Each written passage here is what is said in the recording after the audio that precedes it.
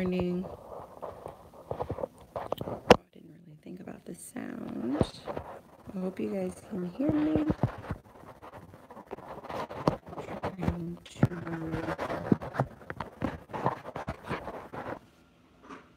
and her bathroom is nearest to mine. So, as you guys are joining, if you can just let me know if you hear me. Let's see. I'm going to pull up a couple of things on my side of the screen just so I can follow along. You guys. You're fine. So, yeah, just so you guys know, I am live. This is exciting. Yeah, I'm on mute over there, but I'm live. I can hear your chat screens. I see a couple people are coming in. Just give me a minute. The water will stop running here shortly. I'm going to clear this space so that way we have enough room to get to work for this morning's monthly budget.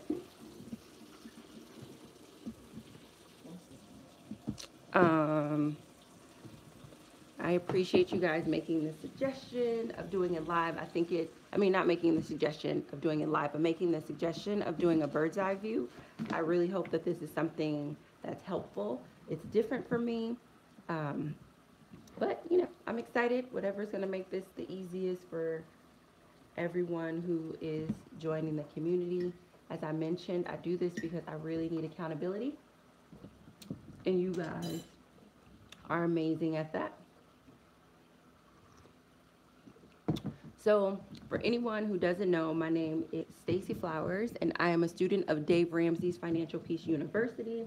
Good morning, Natasha. Good morning, Dama. I am a student of Dave Ramsey's Financial Peace University and on a journey to become 100% debt-free.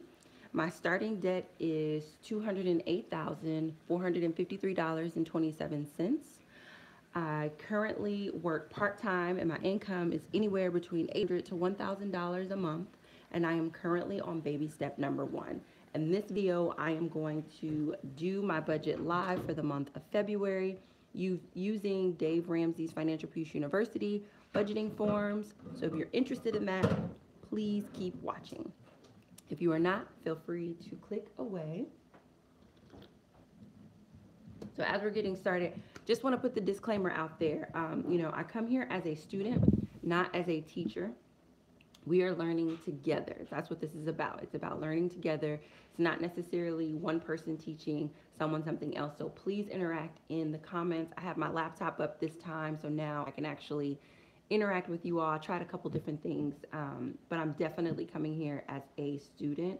And what I've learned in terms of being a student, that I learn best, I actually even really heal through talking. It's not everybody learns that way, but that's just the way that I learned, and that is the reason why doing my budgets this way is so supportive, and almost nearly anything that I do is just very supportive of me. So I just want to thank you in advance for supporting me and for joining me to do this live.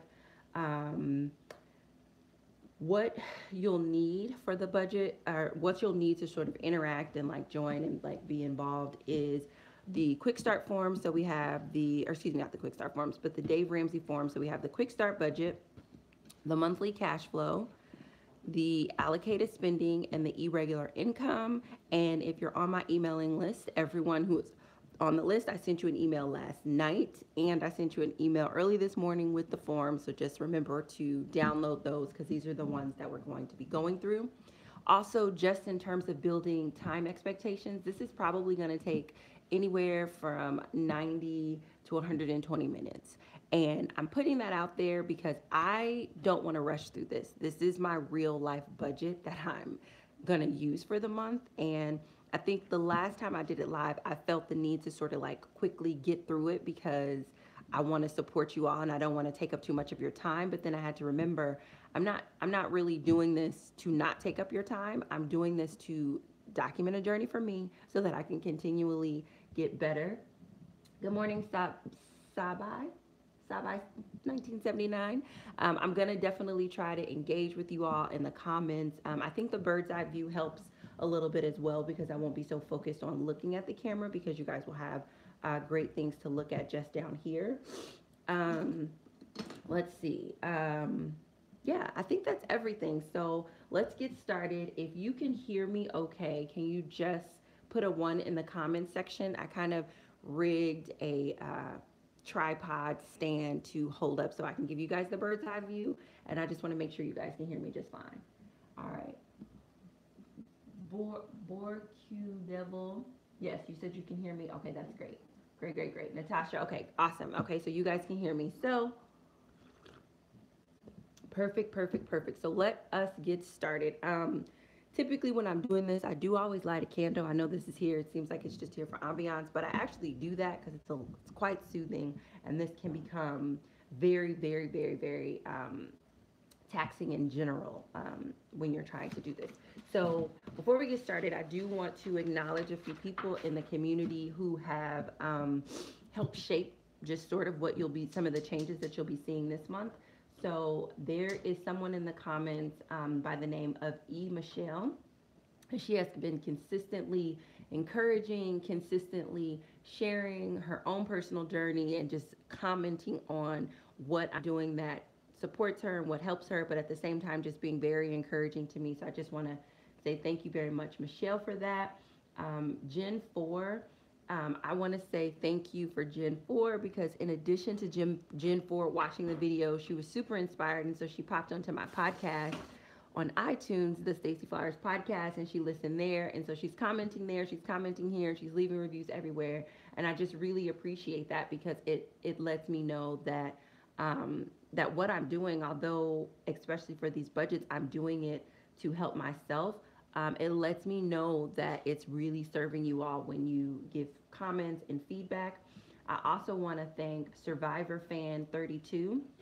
And Survivor Fan 32 has been challenging me. She has been riding me like a horse at the Kentucky Derby. He or she has been riding me, like, I mean, to no end. Like, I think we're just going to call you a girl unless you correct me. I think her very first comment was something like, I appreciate what you're doing, but your budget is flawed, something like that.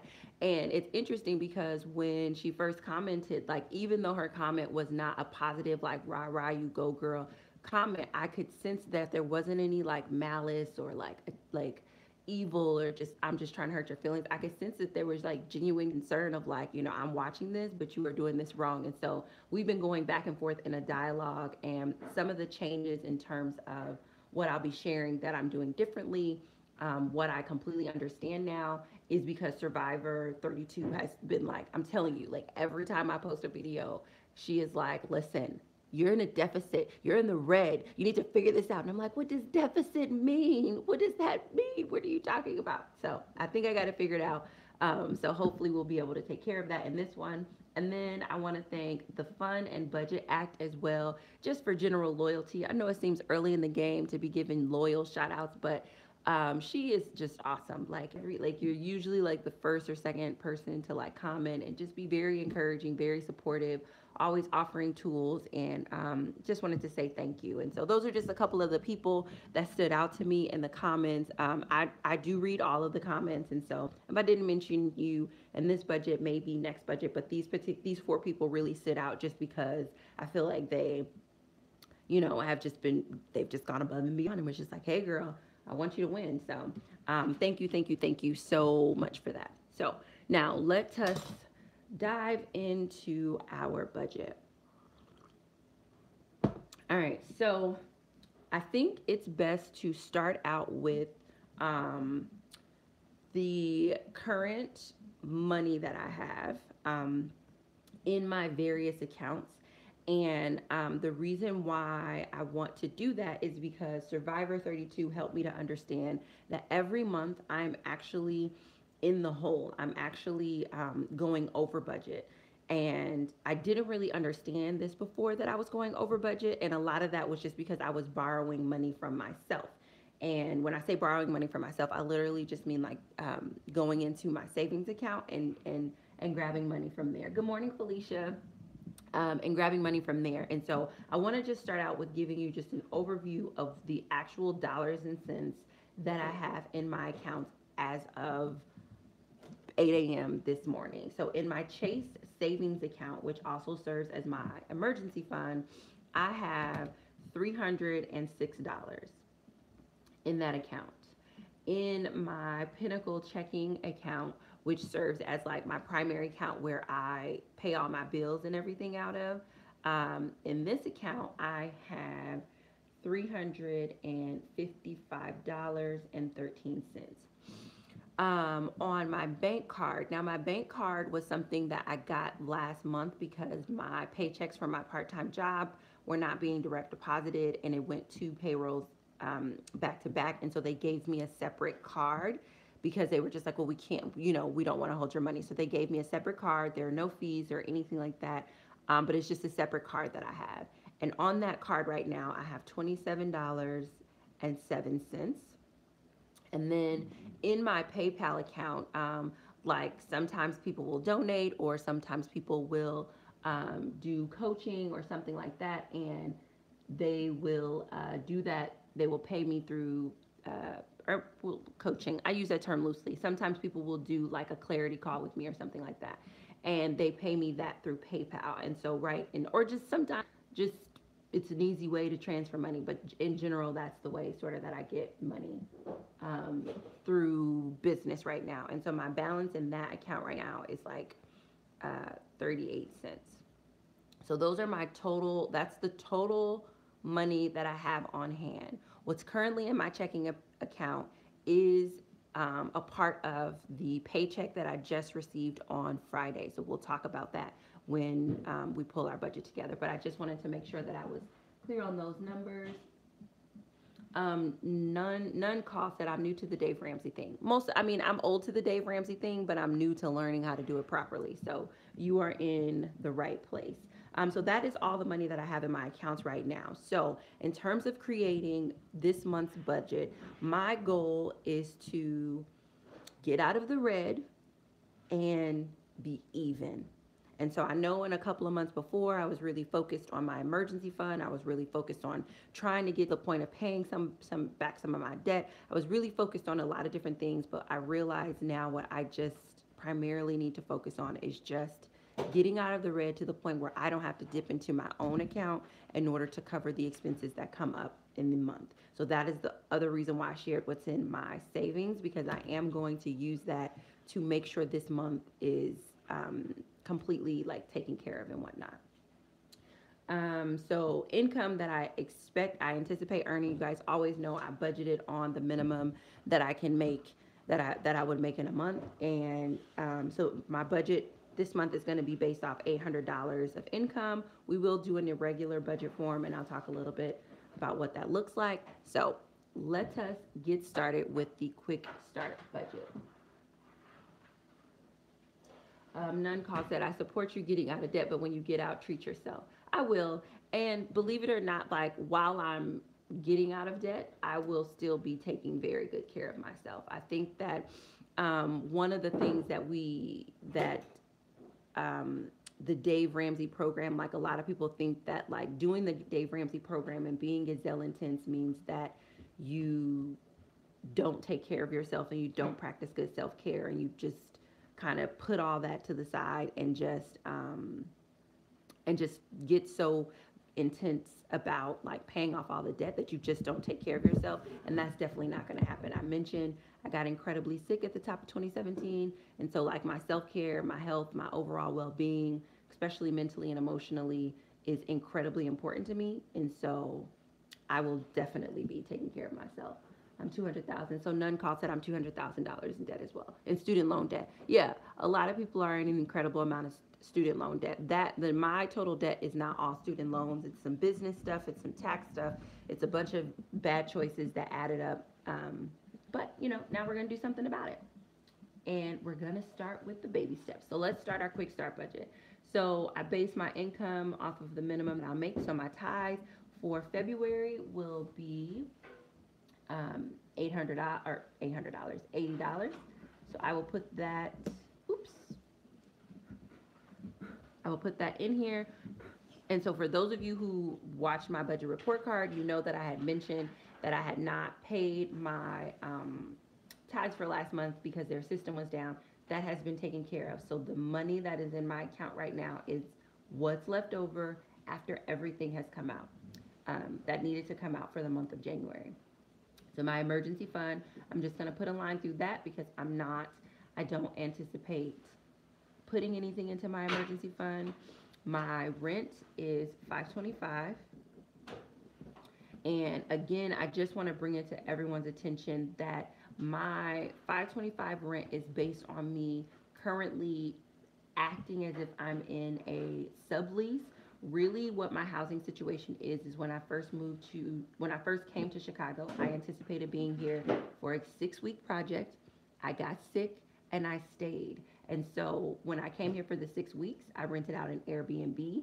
And that is the reason why there's all this beautiful, glorious furniture. The books in the window, that's mine. But that's the reason why there's all this glorious furniture, because a couple of people have suggested, like, why don't you sell your TV and why don't you do this? Because none of the furniture in this home belongs to me.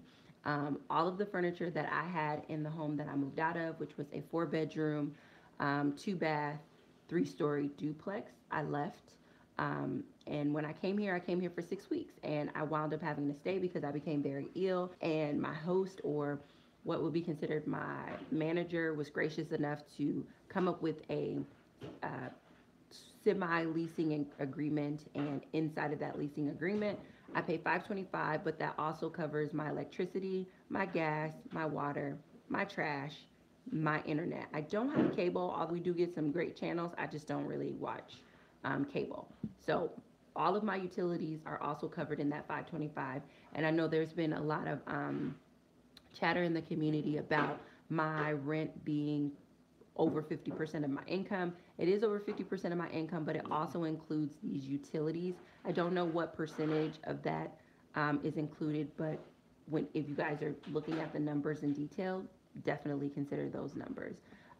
My phone bill, I was able to reduce my phone bill by $10, and I was able to do that. And my phone bill is through Virgin Mobile. I love Virgin Mobile. I have an iPhone. Well, I don't know what version this is, like iPhone 6 or 7. Love Virgin Mobile. But my phone bill last month, I believe, was like $53 and some change. And that's because it was like $45 and plus taxes. And so I reduced to a lower phone plan, which basically means I have unlimited data, but I get like, I don't know, 5 gigs of super high data, and then it goes down to a lower speed data. Versus before, maybe I had 10 gigs of high speed data, and then it was reduced to a lower speed form. But I reduced my plan to, instead of having a $45 a month plan, I reduced it to a $35 a month plan. And then in addition to that, I signed up for auto pay. And when you sign up for auto pay, it takes an additional $5 off. So that means my cell phone plan for the month of February is $30 plus tax, which is $5.82 because Illinois tax is super expensive. My total phone bill is $35.82. So I put that in there. So my total utility expense is $35.82. Let me go back here and put my total rent is $525, and then a tithe of $80. So let me grab a little. And this is just a turmeric almond milk latte. Turmeric, which just really agrees with my body, so I'm drinking it. For groceries, I am still working on completing my pantry so that way I can have, so that I can start to really dive into my eating on $1 a day. And so $75 we'll put there. It'll probably be somewhere between 50 and 75. There are a couple of things, and I'm trying to source bulk purchases and look at prices and stuff like that. But I want to be a little bit more aggressive in this area because I understand that once I complete my true pantry, it will make the other months lighter. And so a word about the eating on $1 a day. That doesn't mean that I'm going to spend $1 and only eat that. What it means is the 3 plates of food that I eat in one day will average out to be $1. So if you are familiar with anything in the restaurant business, like when you go to a restaurant, and I was a waitress for 10 years, so I understand this. When you go to a restaurant, say you go to a steakhouse, and when you go to that steakhouse, you order a meal, and your meal is, $42. So you pay $42, but in order for the restaurant to make that meal, they may have paid $10 to $15 for the ingredients. So that is a $10 to $15 meal. Even though you're paying $42, the actual cost based on the groceries and things that were purchased is $10 to $15. And I may be being a little high with these numbers, but but my point is that what I'm trying to do is have my plates be add up to $1 a day. So like for example, if I do a bag of black beans for $1.19, right? And I buy a white onion and I use some garlic powder to make black beans. That total price right there was maybe $2. Maybe $2 for the onion, the garlic powder, and the black beans. If I cook 16 ounces of black beans and then I eat those black beans over the next 15 days, it's like $2 over the next 15. So it's like that $2 percentage is divided over the next 16 days. So maybe of each day I'm eating like 3 or 10 cents worth of the black, or 15 cents of worth of the black beans. Does that make sense? So, and I'll explain it a little bit more when I do my recipe videos, but essentially I want the plate value for 3 plates in a day to equal $1. The plate value. So yeah, but again, I need to get a couple of more staples in my pantry. I think I'm good with my seasonings. I'm good with many of my base, like beans, starches, and things like that. But there are just a couple other things that I want to get. And then moving forward, my grocery budget will probably likely just represent the fresh fruits and vegetables that I'm buying on a weekly, bi-weekly basis, just to keep my food nice and fresh. So I have that. All right, so let me answer a couple of questions. What if you're working off irregular income?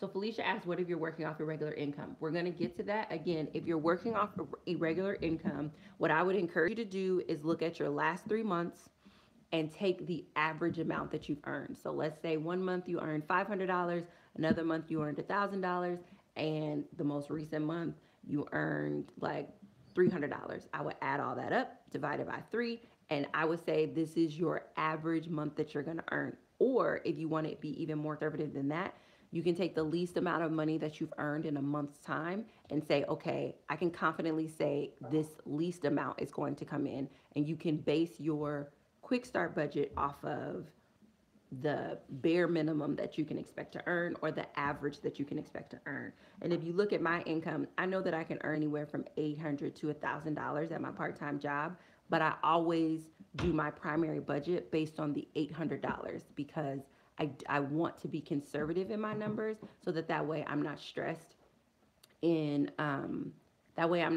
throughout the month trying to make more money. So yeah, so either take your average or take your lowest earning month and let that be your, guaranteed is a strong word, but let that be your likely income, and then base your budget off that. And then when we get into the irregular spending, we'll break down what that looks like to, like, what if you make more than that? None called said, I wondered about that too. I work some weeks full time, other weeks part time, depending on like if there are holidays and not coming up. Yeah, I would base, if your income earning is irregular, I would find my average, I would find the lowest amount that I can expect to make stress free, and I would base it off of that. And then everything above that will go on your irregular income. Felicia said, who else is doing this budget as I'm doing it? So if you're actually writing out your numbers as I'm doing the budget, go ahead in the comments below and just type 2. And then that way we can all know who's doing the budget. And then Felicia, if you want to add them or talk directly to them, you totally can do that. None called said, eating on $1 a day, how? I don't have the budget template, but I got a notebook and pen doing it. So yeah, again, I just explained the eating on $1 a day. I'm not quite there yet, but the idea is to, the plates will equal out to that. And again, we'll talk more about that in another video. I wish she could read what we say. Oh, okay, yeah, I'm gonna be looking up and down. I'm gonna be looking up and down at it. And then Felicia say that one more time, please, about the Quickstart budget. Okay, so on the quick start budget. So say that one more time about how you can calculate your income, how you can calculate your what income to base your quick start budget off of.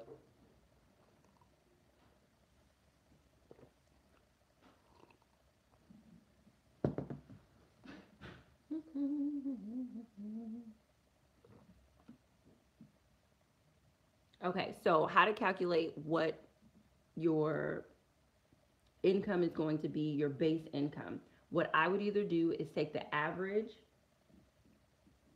about the prediction, okay, of what you make. Okay, so how I predict what I make is in a month's time, based on part-time income, based on the hours that I get, I can make anywhere from $800 to $1,000 in a month net. Sometimes it's closer to 1,000, sometimes it's closer to 800, and that really is just dependent upon if I get scheduled an extra day or if I don't get scheduled an extra day. And so, because I don't know, and I'm a part time employee and I don't have a set schedule, instead of me being like, well, I'm definitely going to make $1,000 because she's definitely going to give me these hours, I base it off of the minimum number of hours that I know she's guaranteed or likely to give me just because she hired me to be a part-time person. So instead of me, so then that way throughout the month I'm not stressing like, oh man, I really hope that she gives me this extra day. If she doesn't give me this extra day, I'm not going to be able to meet my budget. It's like, no, I'm not doing that. I'm just saying, all right, I can meet my four walls likely off my bare minimum income. But if I was, yeah, because even if you predict what you're going to earn, things can change. Yeah. So none called said, even if you predict what you're going to make, things can change. I agree that things can change, but would you guys agree that you know some money is going to come in this month? So the idea is to be conservative in your estimation so that that way everything over, while you still will have a plan for it, you at least are for me, I'm like, I at least want to cover my four walls with my basic anticipated income. So it's like predicting is a gamble, but if you're conservative and if you're honest with yourself, it's actually just setting you up for success. That's why I say either take the lowest amount that you earn. If you're 100% a freelancer, 100% an entrepreneur, and this is sort of your first year out of the gate, you can take. We were cut off because my computer, my computer definitely got hot. So it's letting. Okay, so my computer got. I mean, my computer. My phone got hot. And I told you guys that I had sort of made a rigged contraption here. And I think that it's just not breathable. So I'm going to try to put this back together. I turned off all my lights, just trying to let my phone cool down. So we're just gonna hold this here like this for a little bit. So yeah, what I was saying is, yeah, I'm super sorry about that. So I'll put it back in there once I start writing a little bit, but right now I'm just gonna be holding this in my hand. Yay me. Um, what I was saying is, you know you're going to earn something, and so the idea is be honest with yourself and be do the average or do the minimum and then just be honest with yourself. And I hope that this is not going to get too hot. I'm gonna crack a window in my apartment just to let some cool air in. So you guys just hang out here for just a second. Let me see, how can I set you guys on here? I'm just gonna crack a window and let you guys have a little bit more. I'm trying to figure out how to set this down without giving you guys nothing to look at. How do we do this? How do I do this? Just a second. Just a second. By the way, these are great books. Okay, give me just a moment. I'll be right back. I'm gonna crack a window. Wow. You guys see that on my picture? All right, let me go crack this window. I'll be right back. I hope you guys can hear me.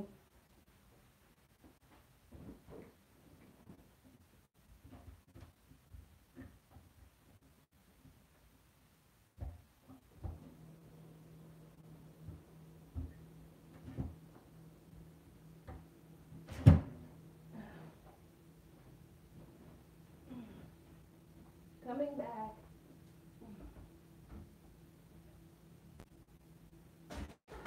All right. So, okay. Let me see here.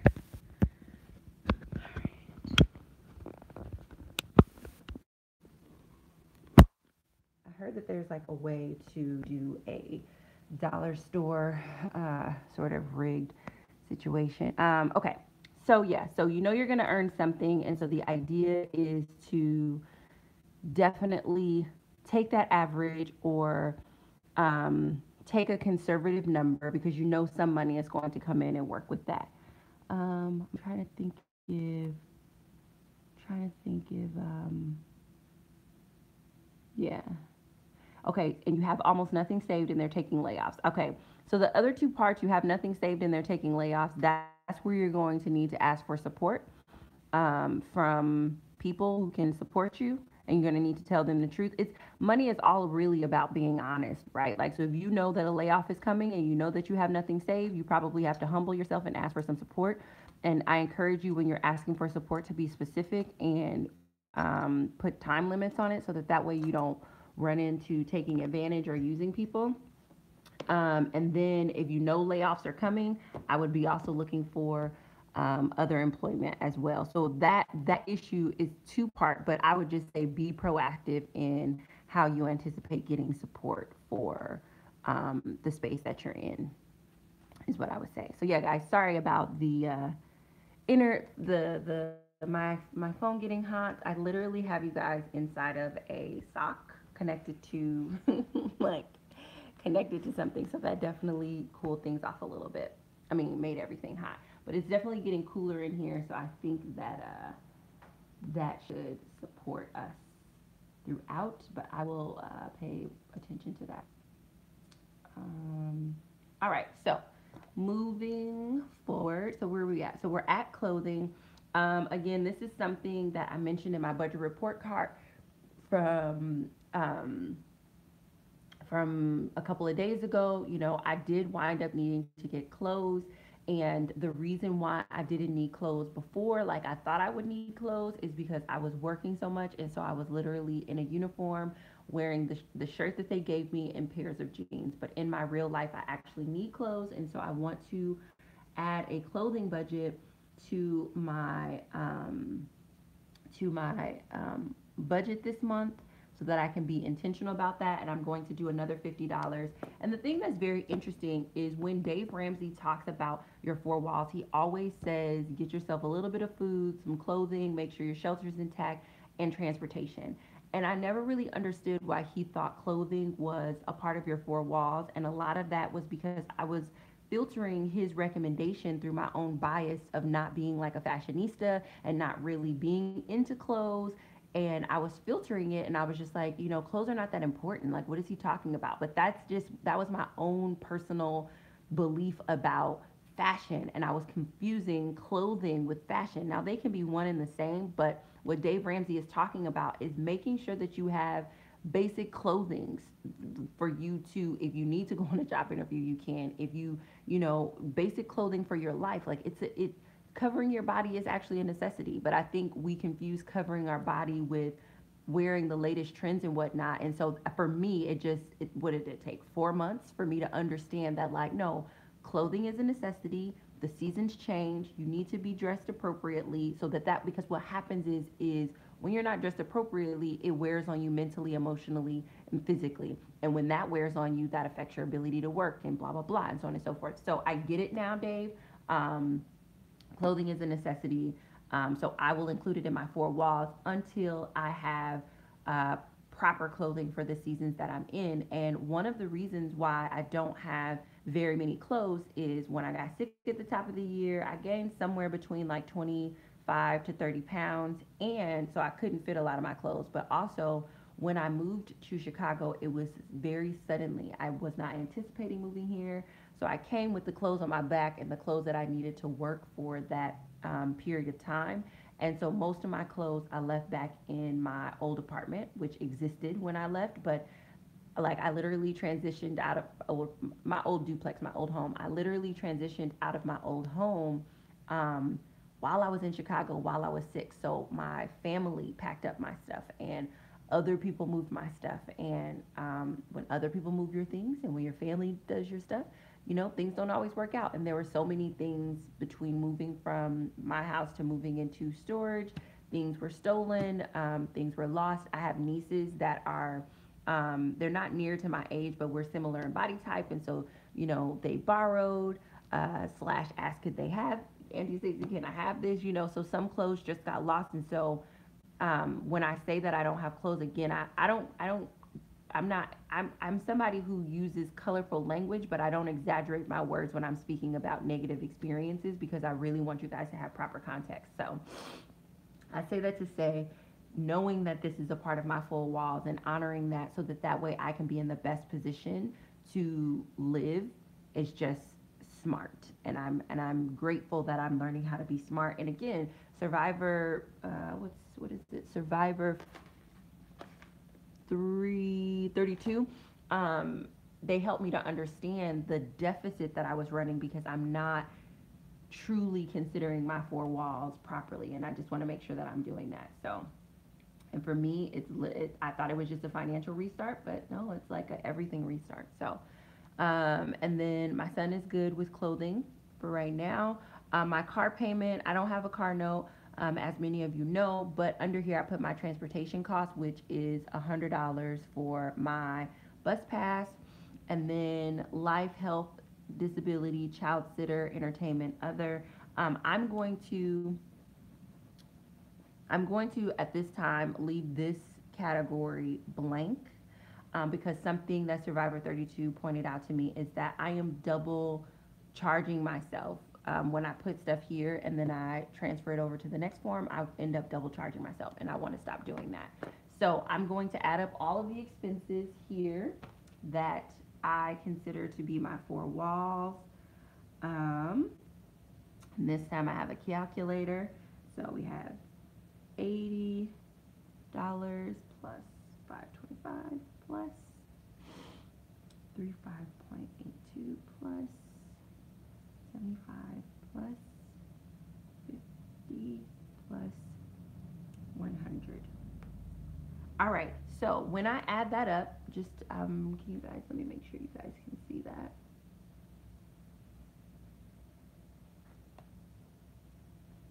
All right, when I add that up, I am at $865.82.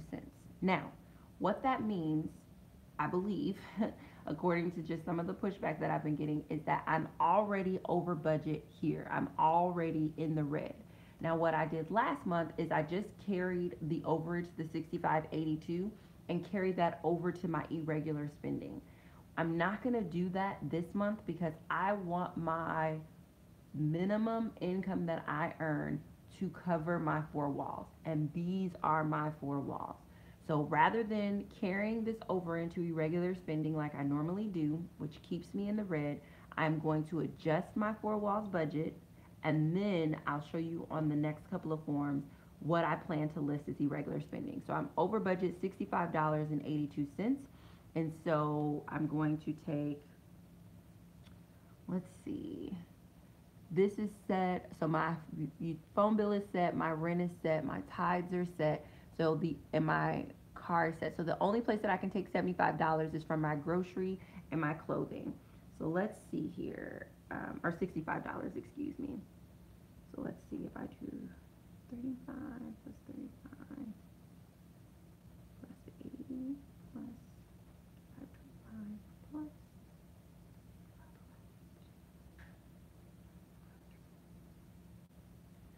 10. So I am going to adjust my food budget to $35 and adjust my clothing budget to $25. And this should put me on budget. So let's see, 80 plus 525 plus 35.82 plus 35 plus 25 plus 100. All right, I'm still over 82 cents. And that matters because I'm doing a zero-based budget, right? So we're going to take 82 cents from, I could just say, oh, I'll find 82 cents and change. I'm trying to do this right, guys. So my clothing budget is going to be $24.18. Just so that we can really get these numbers to be accurate. Because I don't want to be in the red. I don't want to be in the a deficit. 82 plus 35 plus 24.18 plus 100. All right, now I am at $800.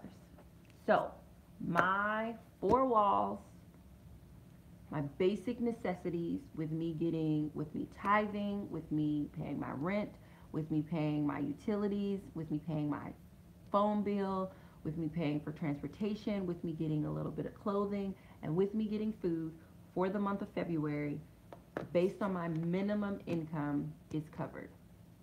So these are my four walls. I'm going to look in the comments to see if you guys have any questions or comments.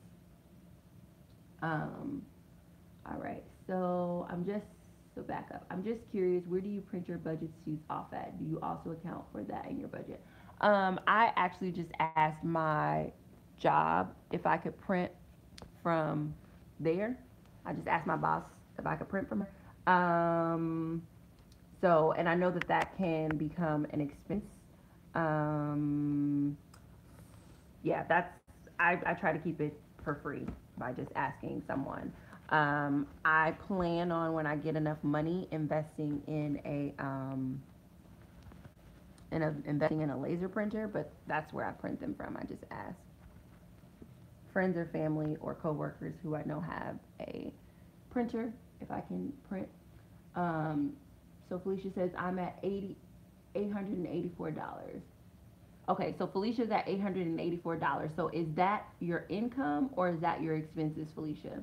Will anyone else put their numbers down as well? It's okay if you don't want to share. Okay, how much did you adjust your food budget to? So I adjusted my food budget to $35. So it went from $75 to $35.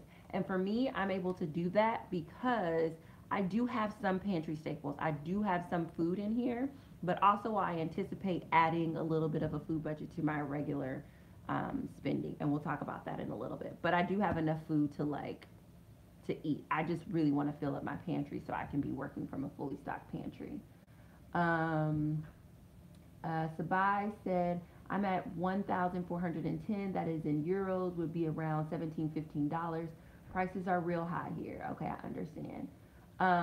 So Felicia, okay, okay, so you said I'm under, I have to adjust now. So okay, so as far as adjusting, technically, you don't have to adjust your Quickstart budget to zero. But because of the error that I was making in projecting my income and doing my regular spending, to me, it makes sense to start here with zero and then transfer my zero-based budget moving forward. But technically, you don't have to adjust the Quickstart budget to zero because, as you all know, when we go to the cash flow plan, there are more categories, and there's likely that that's going to come out to zero. But for me, just for the purposes of simplifying and understanding, I needed this budget to reflect zero. Sabai said, but I'm under budget. Okay, that's good that you're under budget. So for everybody who's saying that they're under budget, that's actually good because when you go to your cash flow plan, there are more detailed categories where you will have additional spending, and that will help you to understand where some of that under budget money is going to go to. Felicia, the income should be $940. This is based off conservative projection. Okay, so your income is $940, Felicia, and you said $884. Okay, good. So yeah, you're under budget, so you have a little wiggle room when you're doing your cash flow. So Felicia said she's going to go ahead and adjust, and that's fine. You can adjust for, and maybe for people who have a irregular income, it serves as well to have our Quickstart budget be zero based because the irregular income can get things very confusing. My life, my journey, just joined. Where did you get the budget sheets from? So I got the budget sheets from Dave Ramsey's Financial Peace University program. I sent them out to everybody that's on my list. So if you click on my most recent budget videos, it shows you how to connect to that, and it'll automatically send you the forms. So Felicia, okay, great, great. So what do you do with the leftover money in your accounts from January? So we're going to talk about that in a minute. Um, Not adjust. Okay, no, not adjusting anymore. So we're going to talk about that in a minute. So if everyone, does anybody else have any questions about the Quick Start budget? If we are good to move forward with our next budget form, just type 1, and then I'll know that you guys are good to move forward. And if I don't see any ones, I know that I have some questions coming.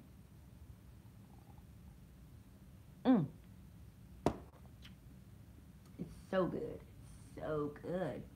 All right, all right. So I see one. So we're good on the Quick Start budget. So now we're going to put the Quick Start budget to the side, not very far away, because now we're, yes, Felicia, just to be clear, you're not adjusting your Quick Start budget. That is correct. That is correct. So now we are moving forward. NCAT State, NCAT State.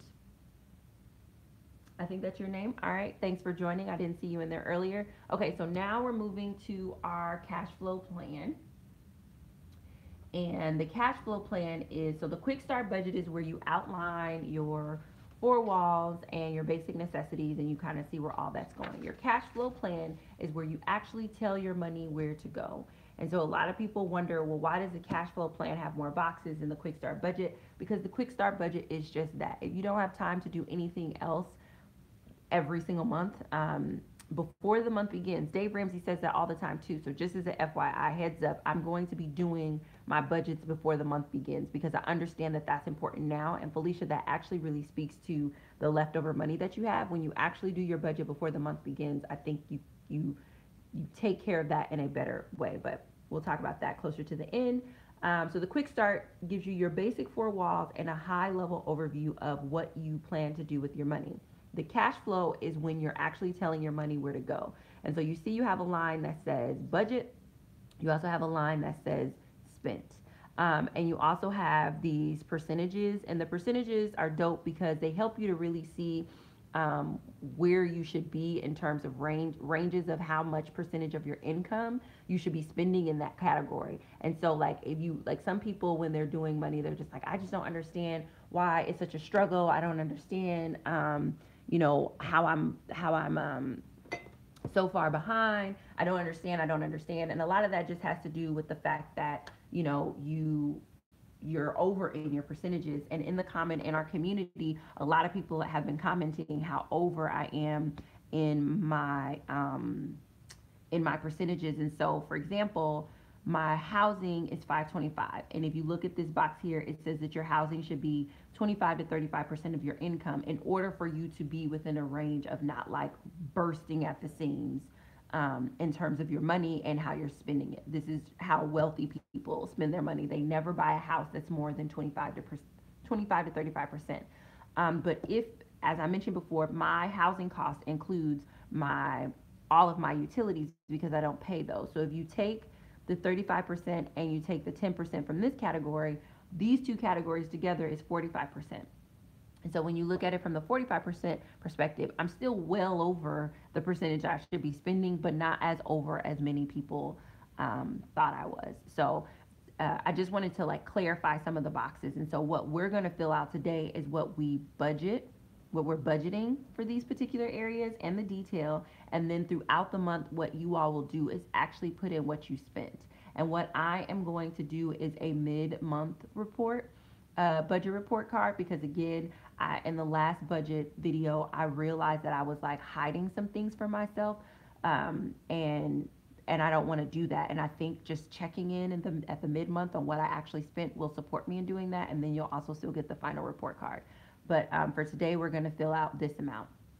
And so let me just jump down here, make sure we don't have any questions. Okay, nope, we don't have any questions. All right, so my sleeves are down because it's cooler in here, guys. But that's good because we don't have to worry about the phone heating up. All right, so I'm just going to transfer my tithes right over here to my budget amount. I am not doing any charity or offering at this time. And if you look at my percentage, this 10 to 15%, my charity contribution, specifically my tithes, will be 10% of my net income. I'm sorry, at the top, actually, you want to put in your take home pay. And for those of you who know how much you get paid, put it down to the penny. And for those of you who are doing a projected number, do that conservative number down to the penny. So $800. Then I come over here and I put my tithes, and you see I'm doing well in that category because it's 10%. In my emergency fund, I am not contributing to this, so I'm just going to draw a line through that. My rent is going to be $525.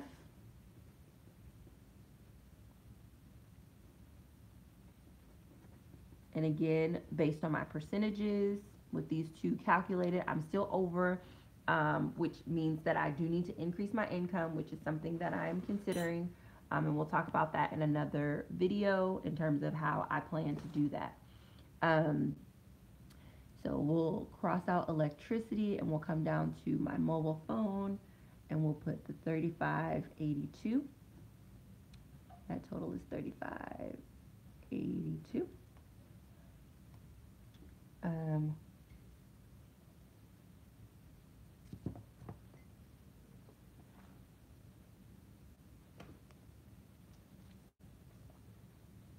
Just make it a little more interesting for you guys. All right, 3582. Then I'm gonna put my groceries over here. And this was very interesting to me that your groceries should be anywhere between 5 to 15% of your income, which is super interesting because let's say I did like a 10%, like right in the middle, my groceries would equal my tithes, which I just thought that was a very interesting calculation, that like what you give monetarily is also sort of what you consume. Like that was just very interesting in terms of numbers. My clothing is 2418. I'm gonna put 2418, and you see that should be 2 to 7% of your overall monthly income. Cross these out, cross that out. Then just for language purposes, I'm going to put CTA pass because that is what my transportation is called, and I was told to use details to support me in being better. That's $100 even. And then medication, doctor's bills, dentist, optometrist, vitamins, others, etc. We are going to leave that blank. And we're leaving that blank also because this month my therapist has a lot of events and training that she's doing, and I am working. I got a new work schedule, and so right now we don't have anything scheduled for therapy. But when I do go back to therapy, you guys know in my last budget report card, I talked about how I truly got rid of my credit cards, and so I will not be charging that anymore because I realized that is silly. Took me a couple of months to realize that, and that's just because of the way that I had prioritized therapy. I was kind of like by any means necessary, but rather than have a by any means necessary mentality, I want to have a you can afford this mentality, and you just got to figure out how you can afford it. So that's that. Let me try to make this a little wider so you guys can see. Oh, no, it's actually on the back. My bad. Never mind. So then here on the back, we have our insurances. I'm still uninsured at this time. That is not good. And so I am looking into getting insurances and making sure that is taken care of. Now we move on down to personal. And so here is where I'm going to maintain my cash flow, or excuse me, my Quickstart budget form so that I still equal to zero. But Felicia, you had mentioned that you were like at 884 and your conservative income was 940. Here is where you would say the 884 minus 940. What did I do with my calculator?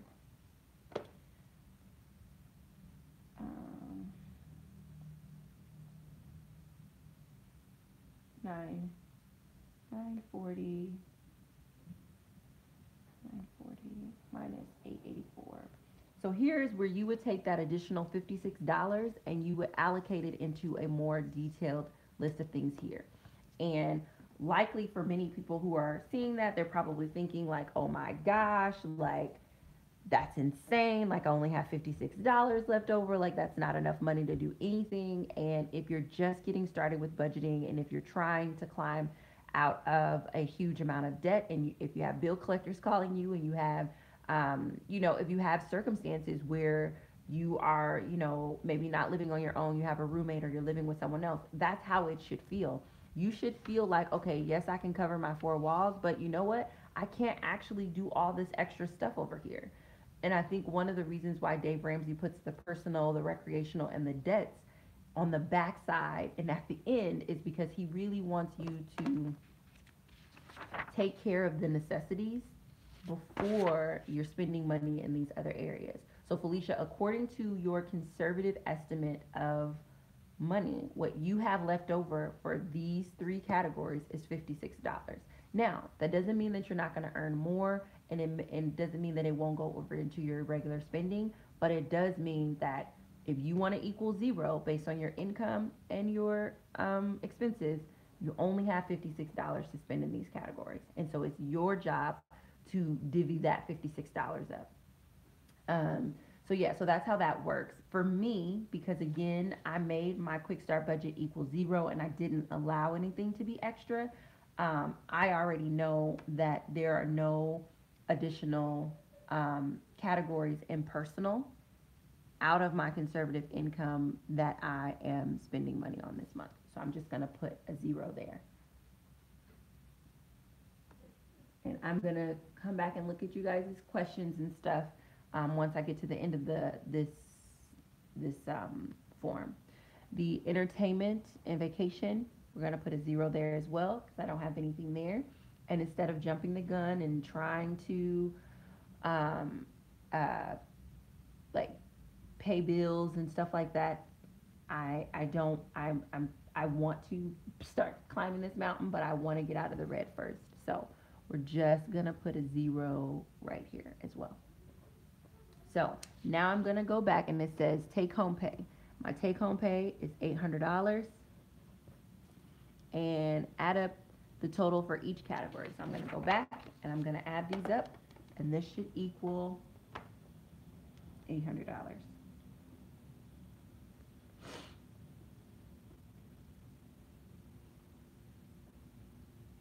80 25 plus 35 plus 24.18 plus 100 plus. All right, there we go. $800, which brings me to zero. So based on these numbers, this is a zero-based budget. Or my budget is zero. I am complete. I'm not in the red. I'm not in the deficit. But again, Felicia, we haven't talked about the $300 that I have in my account right now. We haven't talked about like the couple of dollars that I have in each of these, the 27 and the 30. We haven't talked about that yet, and we're going to talk about that in a minute. But I just want you guys to see that your cash flow plan should equal out to zero. When you add up the cost for all of these categories, it should get to zero. And you know how much money you have additional to spend in these categories because once you do your quick start budget, you essentially document your four walls. Whatever that number adds up to minus what your income is how much money you have left over for these categories. So I know that can get confusing, so you guys let me know if you have any questions. I don't see any questions in here right now, and I'm going to assume that is because you guys are writing things down. So take your time, write those down. Hi from Joliet. Hi, Marva Hutchins. Thank you for joining. Are you doing your budget live with us? Are you watching and enjoying?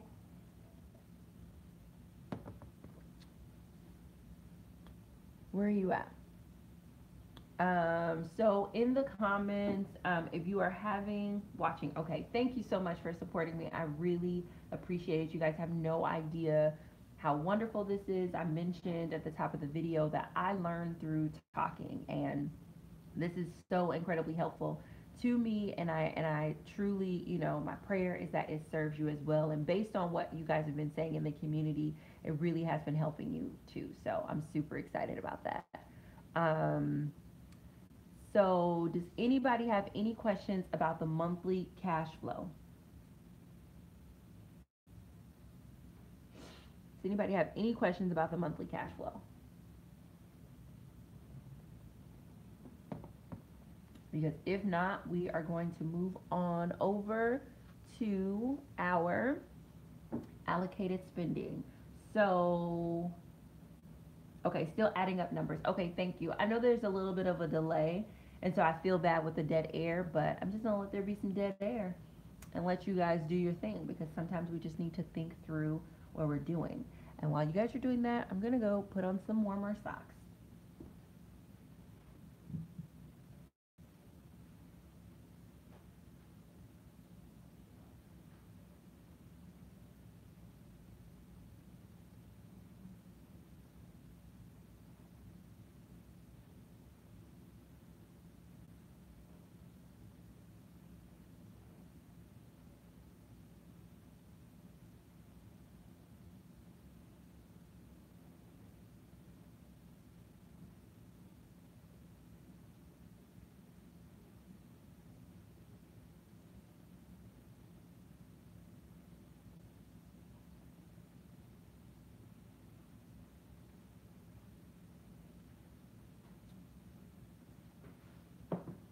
Okay, so Felicia said I need to readjust, found an error. Okay, take your time. Take your time. And you may find errors. Make sure you're transferring the numbers from your quick start budget to your monthly cash flow as they are. Again, in terms of additional numbers, really the only place that you may see additional numbers is in the details here, right?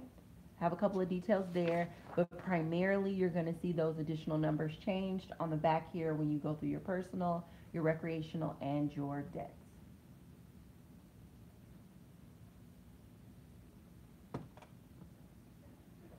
So take your time.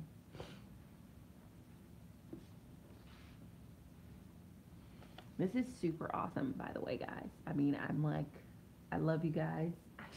I think you guys don't understand how awesome this is for me to just learn how to really do this and like be of service. Like, I'm just blown away. Blown away.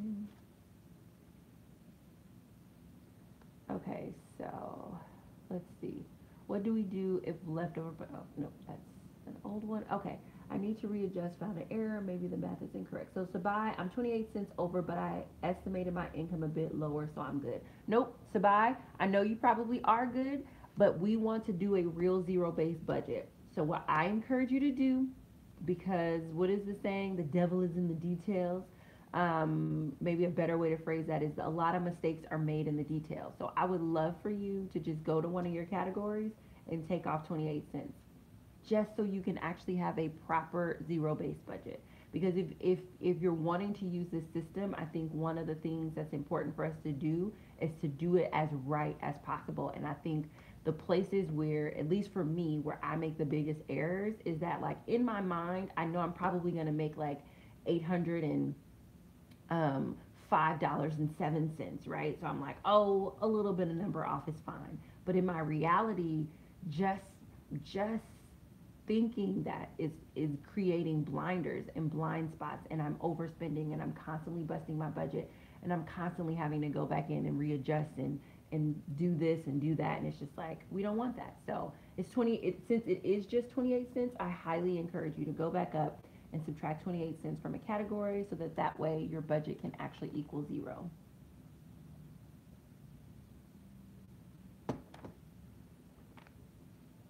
And it may seem tedious, I know, and that's a part of the reason why so much of the population doesn't do it, and so much of the population lives paycheck to paycheck because they're literally 10, 20, $50, 28 cents uh, off every single month, and banks are counting on that, and that adds up.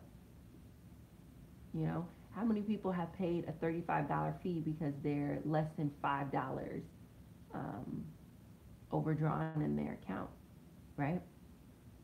So Felicia, you put zero base budget. Is that a question or is that a statement? Are you make mentioning of something?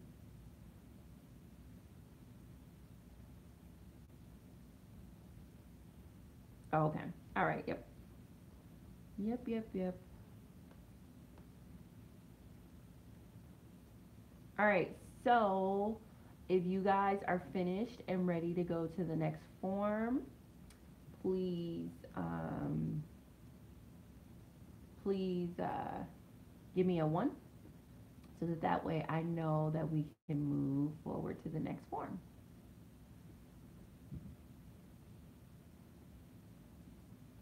Mm-mm-mm.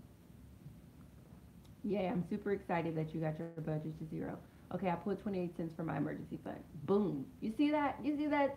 That's amazing. That's amazing. People don't do it. We don't do it, but we need to do it. And as soon as we do it, like, then we are on track. All right, so we know where our money is going.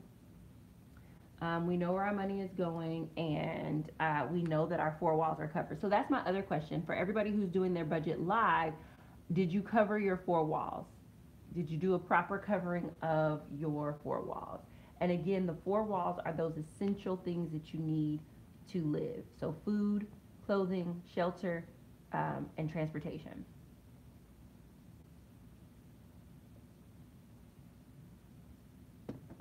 Okay, awesome, awesome. Felicia said yes, I did. Okay, perfect. All right, so now we set our monthly cash flow to the side and we move to our allocated spending.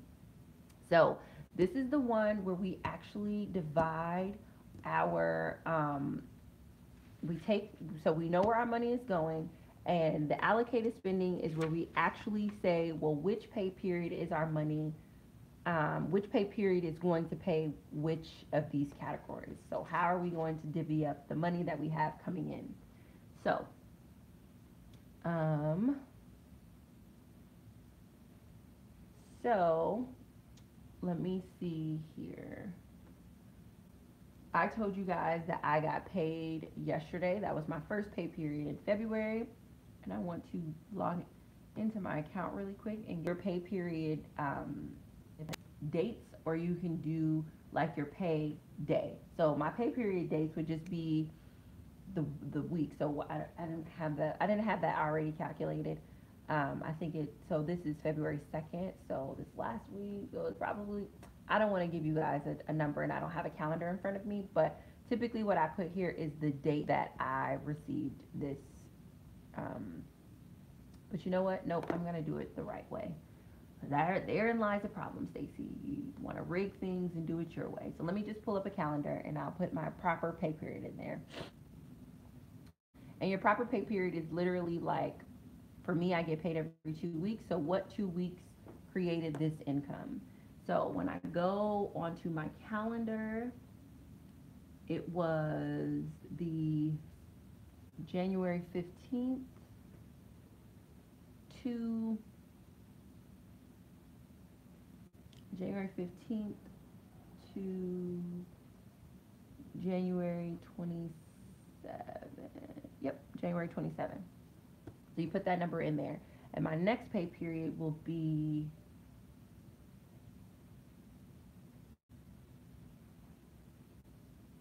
January 29th to February 10th.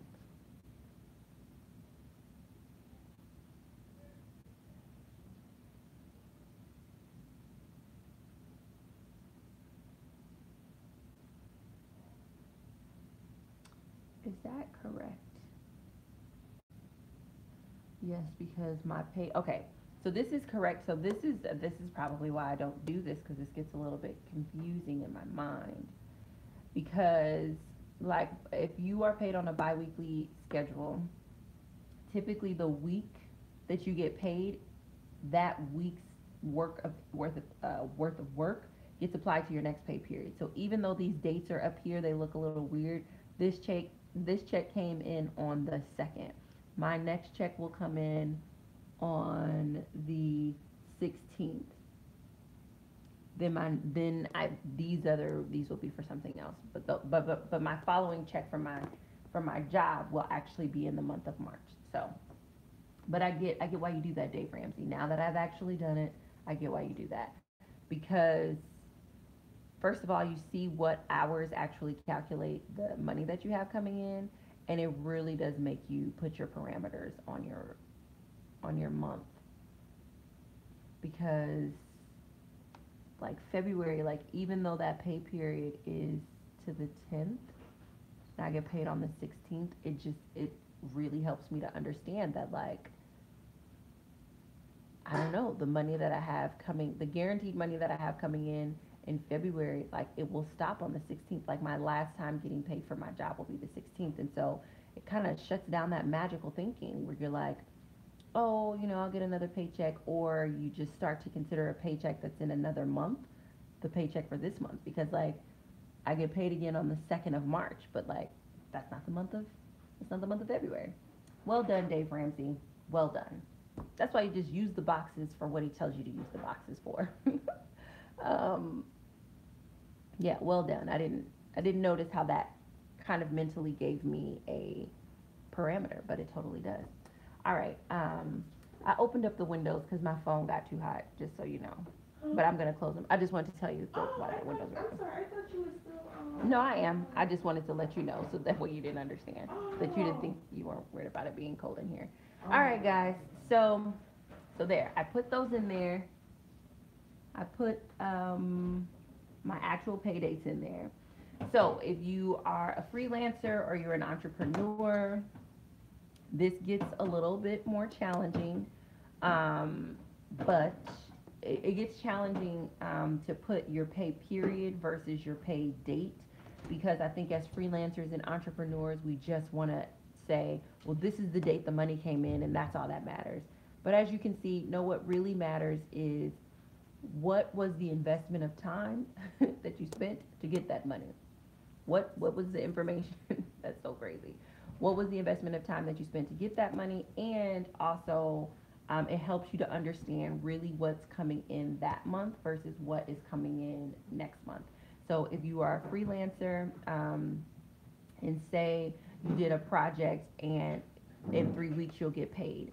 So technically that project pay period, I guess, would be from the start date to the end date is one way that you can calculate it. If you say, for example, with Google AdSense, I believe they pay in like a 30-day cycle. And the reason this is information to me because I'm getting Google AdSense, and I'll be talking about that in my irregular income. But I think they pay in a 30-day cycle. So if I were to put that one on there, I probably would put like the 4th through the 4th, because that's what my pay period is. I believe I'm doing that right, but if I'm not, I know someone in the community will lovingly correct me, and we'll get that right for next month. But for right now, you want to add your pay periods, and then if you do have any income that has come in for this month, you want to put that information in there. And if you get paid every week, you want to put that information in there. And then once you put the information in there, so I have $389.86. So out of the $389.86, I am going to spend $40 on my tithes. You can see that here. And then what's remaining is you take $389.86 minus $40. And you put that to the side. And this helps you to really see how your money is getting spent. Felicia, I have not gotten to the leftover money. It's coming. The leftover money is going to be talked about in great detail in the irregular spending. Because that's where for me, that's where I'm going to catch up. So I'll do the 389.86 minus $40. All right. So what I have left over is $349.86. Again, we're not doing anything in the emergency fund, so we're just going to cross that out. My rent.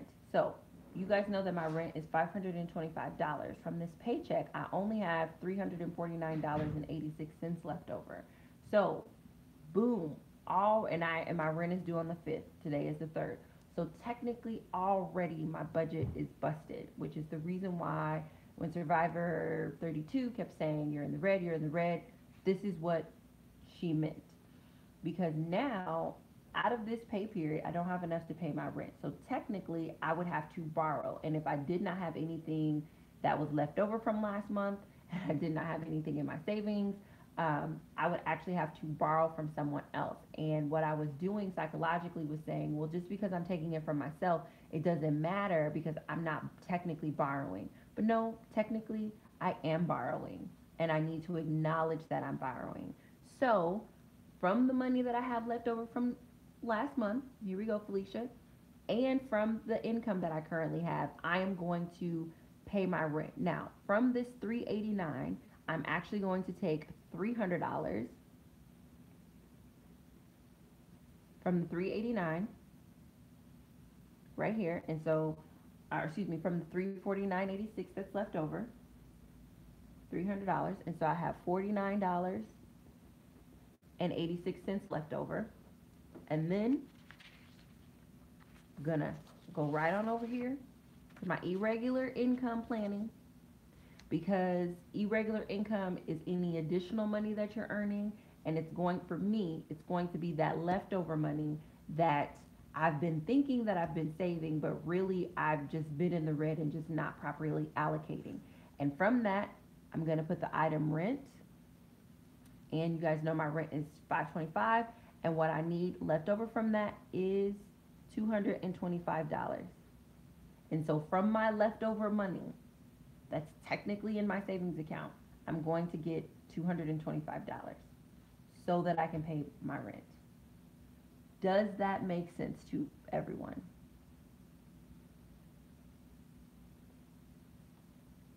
I know that was like a big leap and moving to a couple of different forms. So I just want to give you, okay, so you said, no, I'm confused. All right, so I have leftover from last month. I'm just going to use round numbers just so I can explain it to you.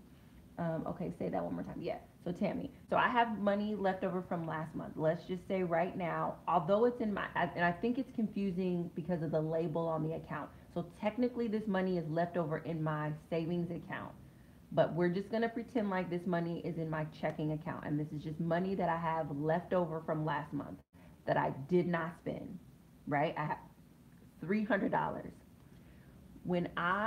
So we know that that money is there. When I look at my paycheck that I got for this pay period, and I think about the due date for my bills, my rent is due by the 5th.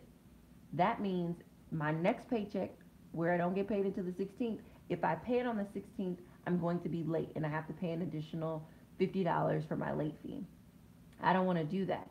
So what I'm going to do is I'm going to take a portion of my rent out of my actual paycheck of $389.86, and then I'm going to borrow out of my leftover money from last month to pay the full amount.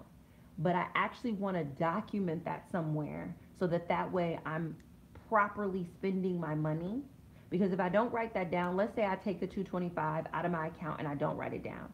When I give you guys a budget report card, I'm going to be like, yep, I paid my rent, I did this, I did this, I did this, but I won't actually be tracking the fact that I only was able to cover my rent with what I had in my $300 out of my actual paycheck, and then I had to go into my leftover.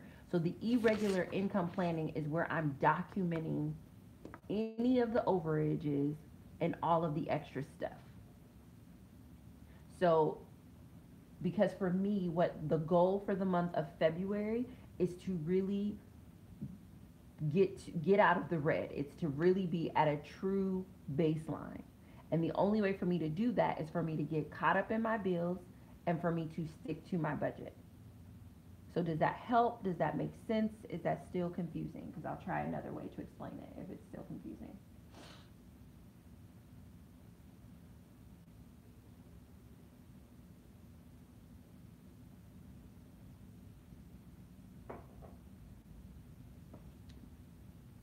And something else to keep in mind is that the allocated spending, this sheet is so important and people don't do it because this is the most stressful sheet.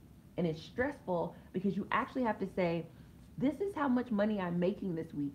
And this is the demand. These are the expenses that call me and say, hey, you are supposed to be paying me. And you're supposed to be paying me within this time frame. And so people don't like the allocated spending. They're like, oh, I did my cash flow. Oh, I did my budget.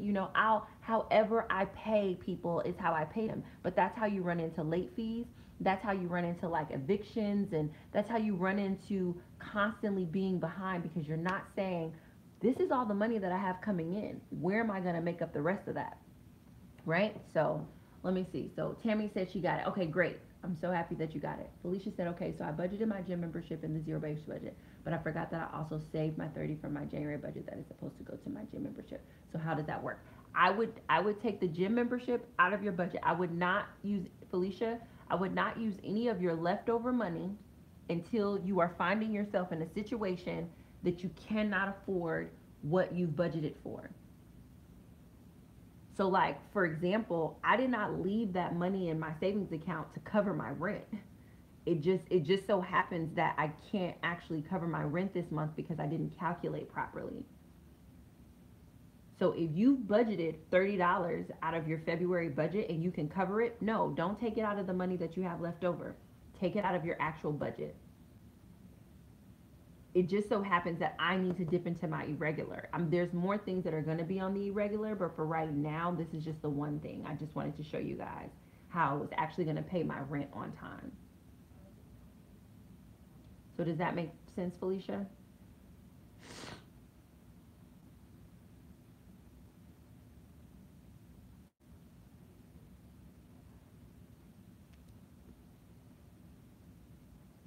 Oh, okay, you don't have money to cover February. Okay, so yes, if you don't, okay, that's, okay, all right, I didn't realize that. I thought you meant inside of your zero-based budget. Oh, yes, okay, yep, I'm sorry, I misread that. Yes, you're exactly right. That is why I leave it in my account. Yes, you're exactly right. So yes, you couldn't technically afford it in your zero-based budget, but you do have reserves to be able to cover it. Yes, that is what you do. I'm sorry, I misread your comment.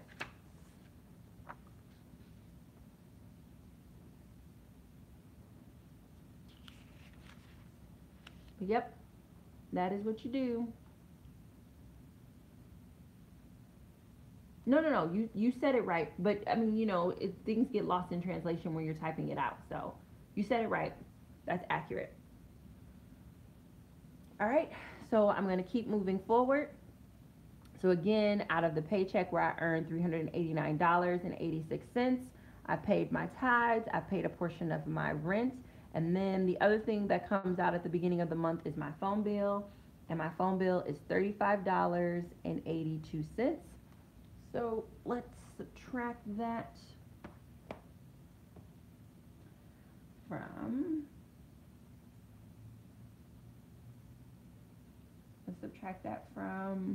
what do we have? 49.86 left over minus 35.82. All right, so I have $14.04 left over.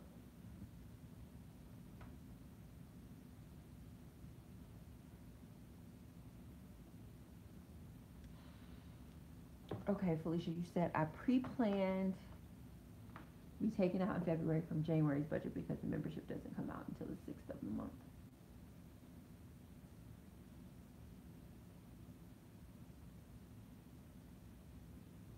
Okay, so I would still say that yes, that comes out of your irregular. And that's why it's still in my account.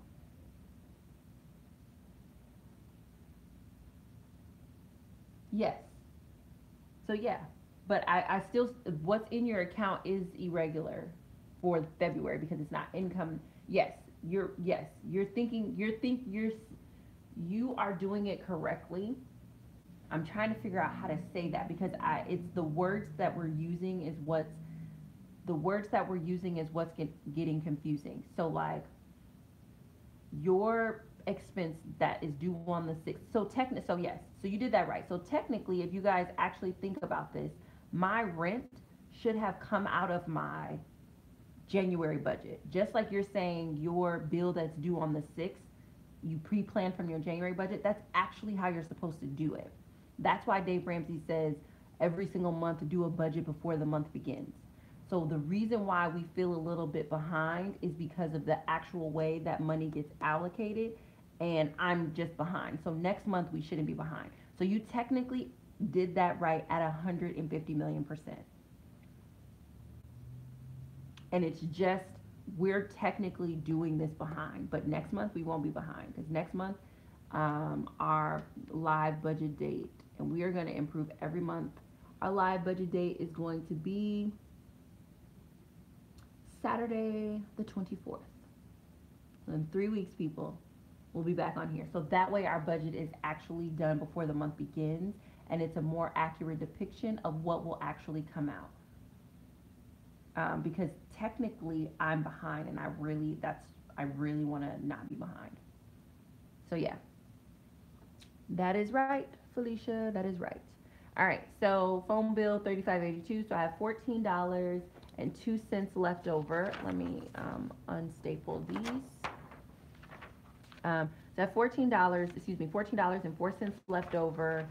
So I'm going to take that, get some groceries. I'm going to get $14.04 worth of groceries, and then that equals 0.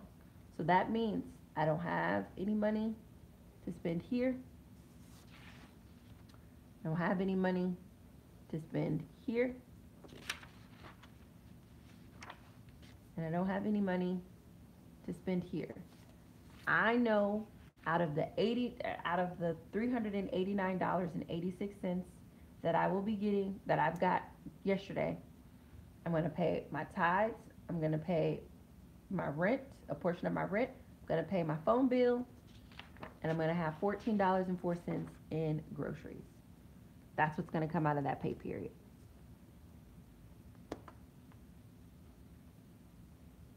Does anybody have any questions about my allocated spending for that pay period?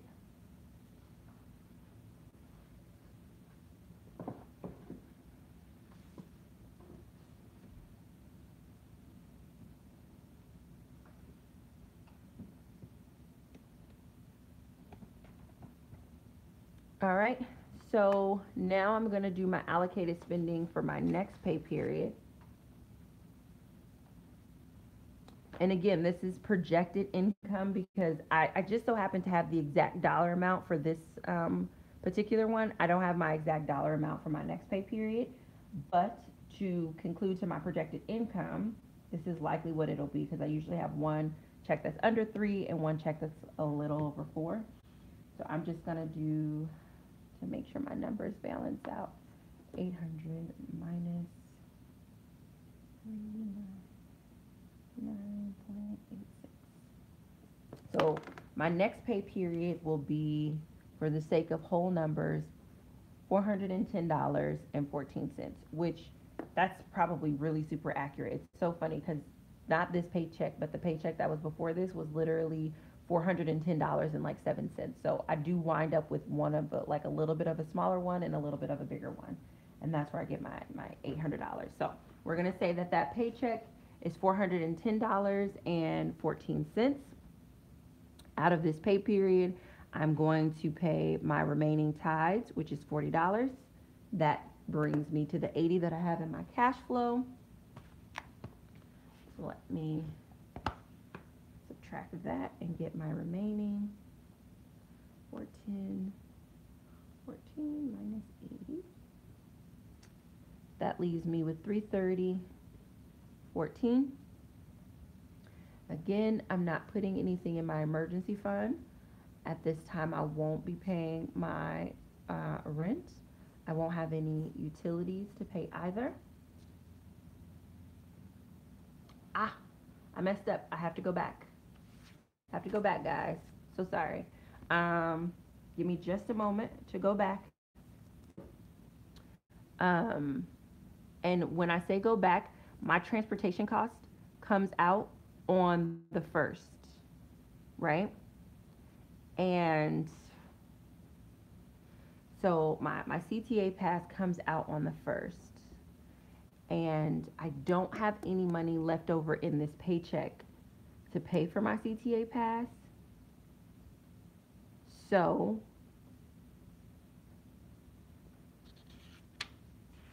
I'm gonna have to take that out of my irregular. But I gotta see how that works given that I actually budgeted for it. Okay, let me think that through, guys. Because I was good with the rent one. That one made sense to me. Ah, I see. Because I'm borrowing it, I'm essentially putting it back into that account.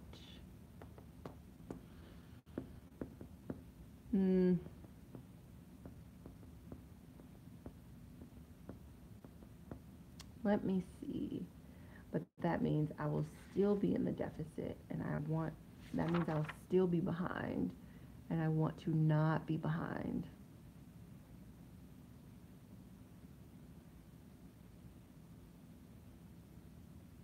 Because that is what that means. I would have to replace the income that I took out.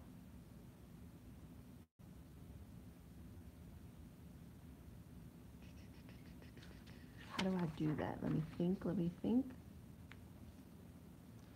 I really want to stay on these forms, but I feel like I may have to pull out a Post-it.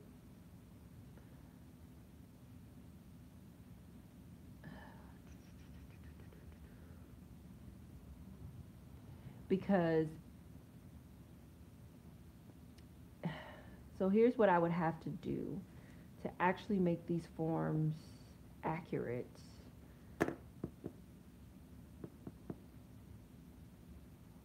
I would have to count the $300 that I have left over into my income and then subtract it from there.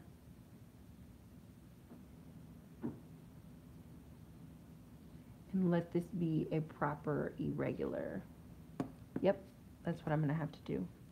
All right, guys, so I'm going back, and that is why you do all of the budget forms, because each budget form serves as a checks and balance for the other budget form. All right, so I am about to explain how I'm going back.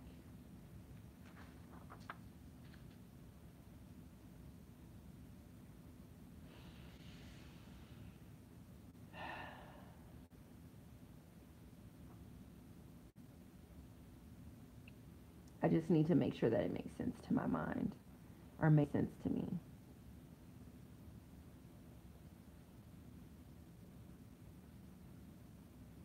I'm trying to think of how I allocate it if I don't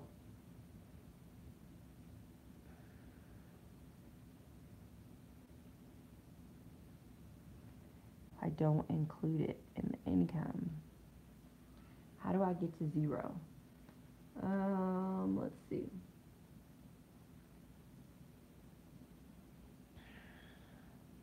What I'm thinking through right now, guys, is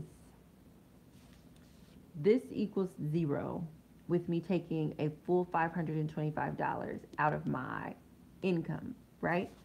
But when I go to allocate on this sheet,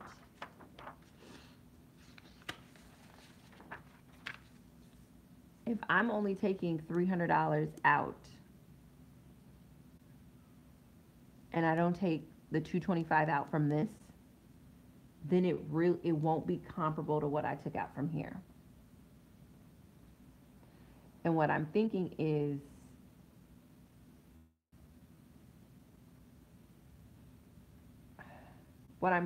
I would essentially be paying myself back. But I don't want to pay myself back, because then that means I'm going to be in the rears for next month. I just want to break even. So I'm trying to figure out where I need to put this leftover money. Thank you for Felicia for continuing to ask that question. I'm trying to figure out where I need to put this leftover money so that it is documented properly, so that that way I'm running with my real numbers. And what I think I need to do is that although it's not income, I'm treating it as income for the month of February. So what I'm thinking is I just need to add it to here.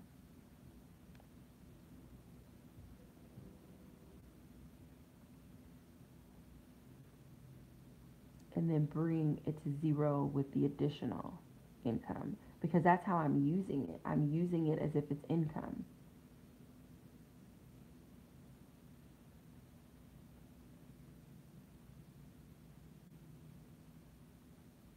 Yeah, I'm using it as if it's income.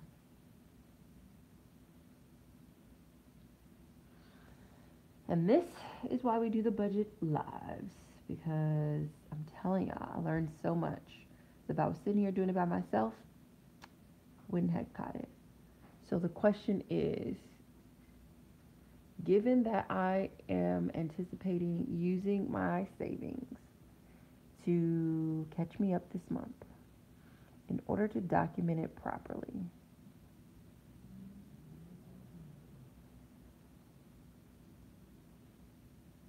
yeah, I think I need to use it as income.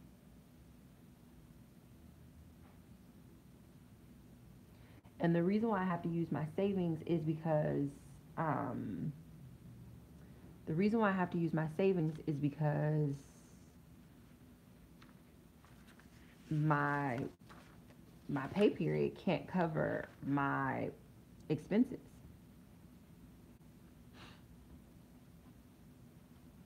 I mean, both pay periods can, but I wouldn't be being honest if I was like, "Oh, I took 300 from here and 225 from here." That's not the truth. I took 300 from here and 225 from my savings. And I want this to reflect the truth, because I cannot get out of this hole if it keeps reflecting these psychological games that I'm playing with myself.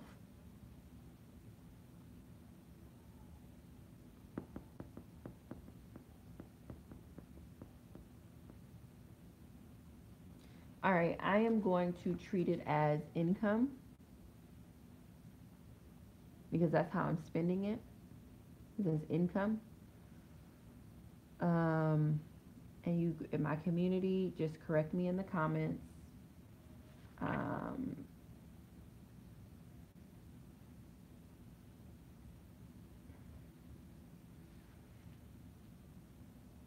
I'm going to treat it as income.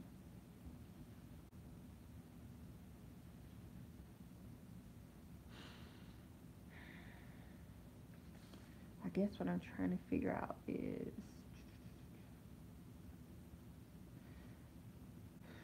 because I'm trying to get everything to come out of its actual pay period also.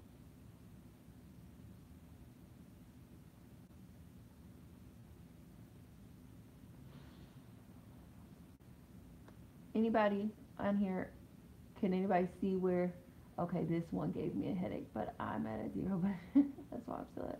Yes, but I just realized that I made an error and I have to go back. I don't want to do that, but I'm going to. And I'm going to treat the money that I have in my savings account, because I don't know how to properly document it on here.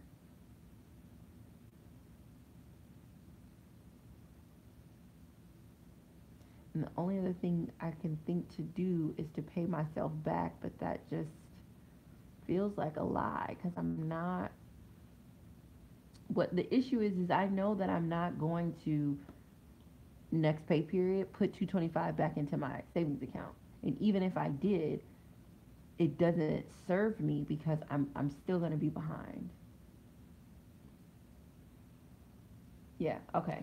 Yeah, just community, please correct me in the comments if I'm wrong, but I am going to do the 300 in my savings as take home pay for the month of February, which brings my income to $1,100, which means that in order to get to my zero-based budget,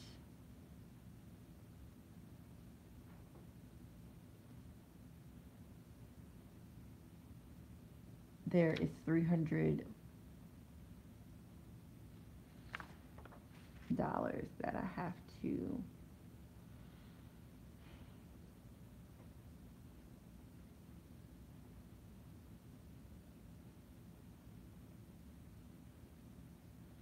there's $300 that I have to spend. 300 additional dollars.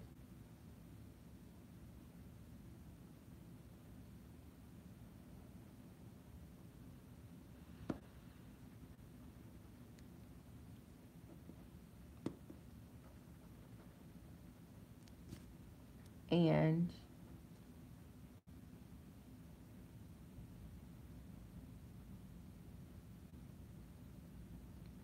I'm going to spend that not on any of this stuff because I'm still in a deficit. So I know that I can't spend it on that stuff. I believe what I need to spend it on is my rent. So I actually am paying my rent in the proper month. So we're gonna do 525 and then we're gonna put the other 300 here.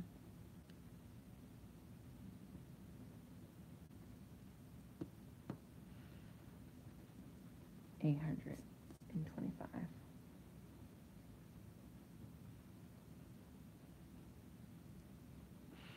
Is that what I'm doing? No. No, we're gonna do 225 here.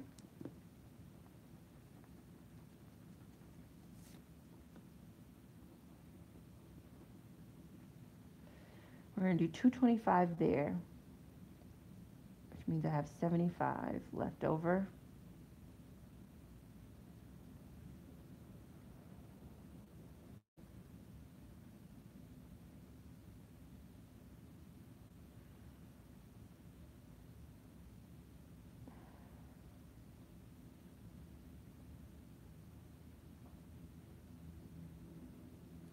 I have 75 left over.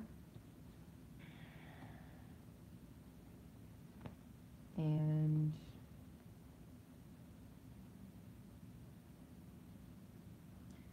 so I have 75 left over because I'm just gonna treat it like cash, and I want to break even.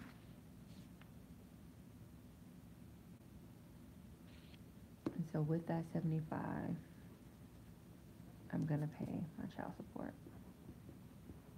All right, with that 75, I'm gonna pay my child support, and that brings me to 1,100. So let me add up my numbers here real quick, guys. 80 plus 525 plus 225 plus 35.2 plus 4.2 plus.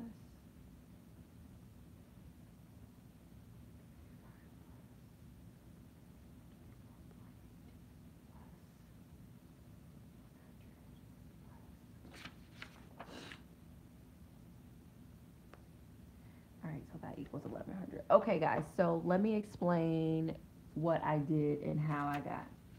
How did you include transportation? Yeah, the transportation is where that's what helped me to course correct. Sybil 727, that's what helped me to course correct. So, and this is Felicia for you as well. Because I'm in a deficit, because I'm in a hole, because I'm in the red, because I'm behind on my bills, I do not actually have a savings. And so the $300 that I have sitting in savings right now, I'm going to count that as the income that I'm going to pay myself for the month of February so that I can be back to even. So that brings my take home pay for the month of February to $1,100. Out of that $1,100, I'm going to maintain my tithe at $80 because I've already paid tithe on the $300. So I'm not going to repay tithe. I'm going to pay the $80 in tithes.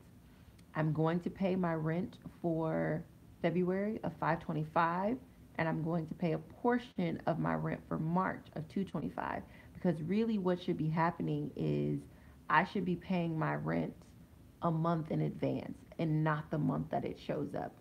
And that's why I'm in the red. So this 225 is going to go on my March rent. And then that way when I'm in March will pay for April, or I'll pay the rest of March and then April. I'll keep my phone bill at $35.82, my groceries at $35, my clothing at $24, my transportation at $100. And then I'll put $75 in child support for the month. That will total $1,100. Mine in 11 equals 0. So now when I go to my allocated spending, I need to change this to $689 because I'm counting that $300 is income for the month. We're going to change that to $689. Okay? And then we truly can take out a proper $525 here. And this may be getting a little confusing. I encourage you to watch the video back, ask additional questions in the comments. And once I get finished calculating the numbers, I'll go over again how and why I got these numbers that I got. So give me just a second. My calculator is coming up. Did anyone else have any difficulty with the allocated spending? Let me know. 689.6 minus 649 point. Oops. 689.86 minus 40 equals 649 minus 525 equals 124.86.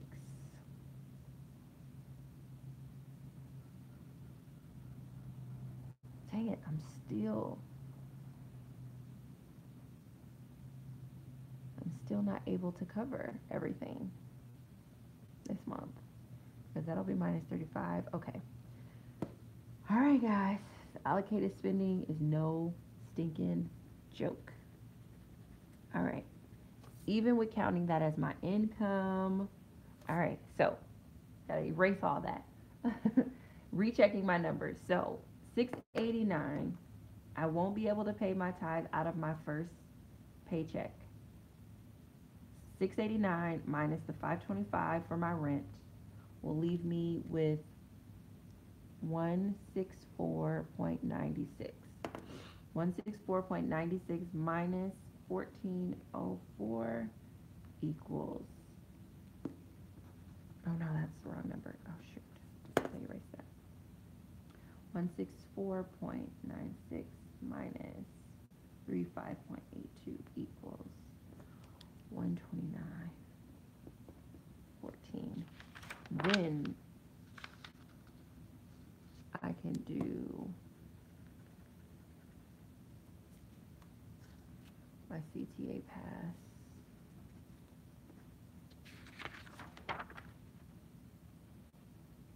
Yes. So I will do $29.14 on groceries. And then that leaves me with $100. And then $100 CTA pass leaves me with 0. All right. So then 1100 minus 689.86 equals 410.14. Okay, so that number is the same. And then I'm going to pay my second portion of my rent that is behind, minus 225. Oh no, 80. I'm going to pay $80 in my tithes.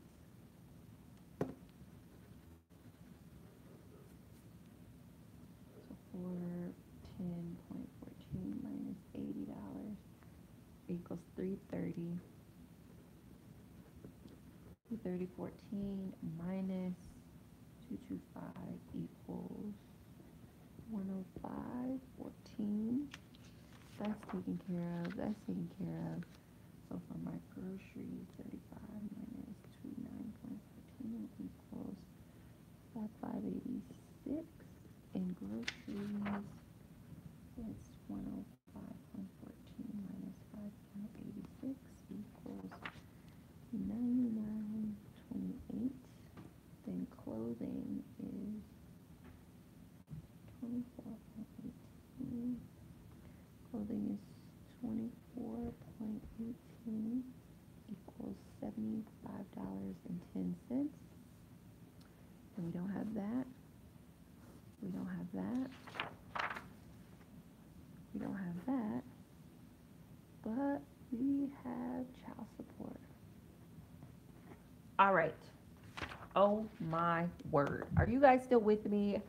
I feel like it's everyone calculating their numbers. Okay, so I said I had to grab my calendar to figure out which payment goes in which column, and with irregular income it still came out correctly into zero, hence the headache. Yes, I just had a whole entire headache myself. So, all right guys, what I Survivor 32. Listen, ma'am, you don't have to, but I would really appreciate if you come on here and tell me if I did this correctly. That's another reason why I do the community, because if I'm the person in my family, obviously not right now, but if I'm the person in my family of origin, and I'm the person in my community who is the most business savvy, highest earner, etc., or person most interested in getting this right, I don't really have a lot of people correcting me, but that doesn't necessarily mean that I'm doing everything right. And so, what I appreciate about Survivor 32 is that she's correcting me. And I mean, when I tell you she's riding me like I'm in the Kentucky Derby, I'm not even joking. But her corrections are correct, and I need to be corrected. um, so, um, so, what I realized in moving from my monthly cash flow to my allocated spending, one, I understood how I'm in the red, and I'm in the red because I'm always a month behind on my rent. That's how I'm in the red. And so last month, when I thought I was ahead, I wasn't. That was poverty mindset of thinking that you don't pay your bills until you don't, it's a poverty mindset to say, I'm going to pay, like, it's a power, this is, I'm speaking generally. It's a poverty mindset to be like, to think that because you're current, you are ahead. And so where I was in January was current, but I mistook being current for being ahead. And that is something people do when they have a poverty mindset. And as you guys can see, I am trying to get rid of that. And one of the things that I needed to consider is that my rent should be covered in the previous month prior to the month that I'm existing in. So right now I'm paying February's rent in February, but I really should be paying February's rent in January, March's rent in February, etc. So that way my rent is always covered. But I'm behind, and that is how I was always in the deficit and in the red, and I want to get out of that. And so to do that, the $300 that I have in my savings account, it's not a proper savings. It's not real. It's an illusion. I've convinced myself that I'm saving, but I'm not saving because I'm not even yet in my expenses. So I counted that $300 as income for February, which took my take home income to $1,100.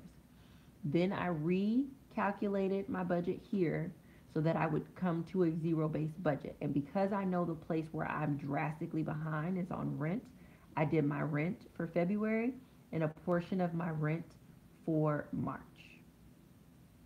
So that was a big place where I caught up. In addition, or not caught up, where I allocated a portion of the $300. In addition, something that's very important to me is paying support. And so I also included my child support payment in there. That brings me to $1,100 in income, $1,100 spent, $0.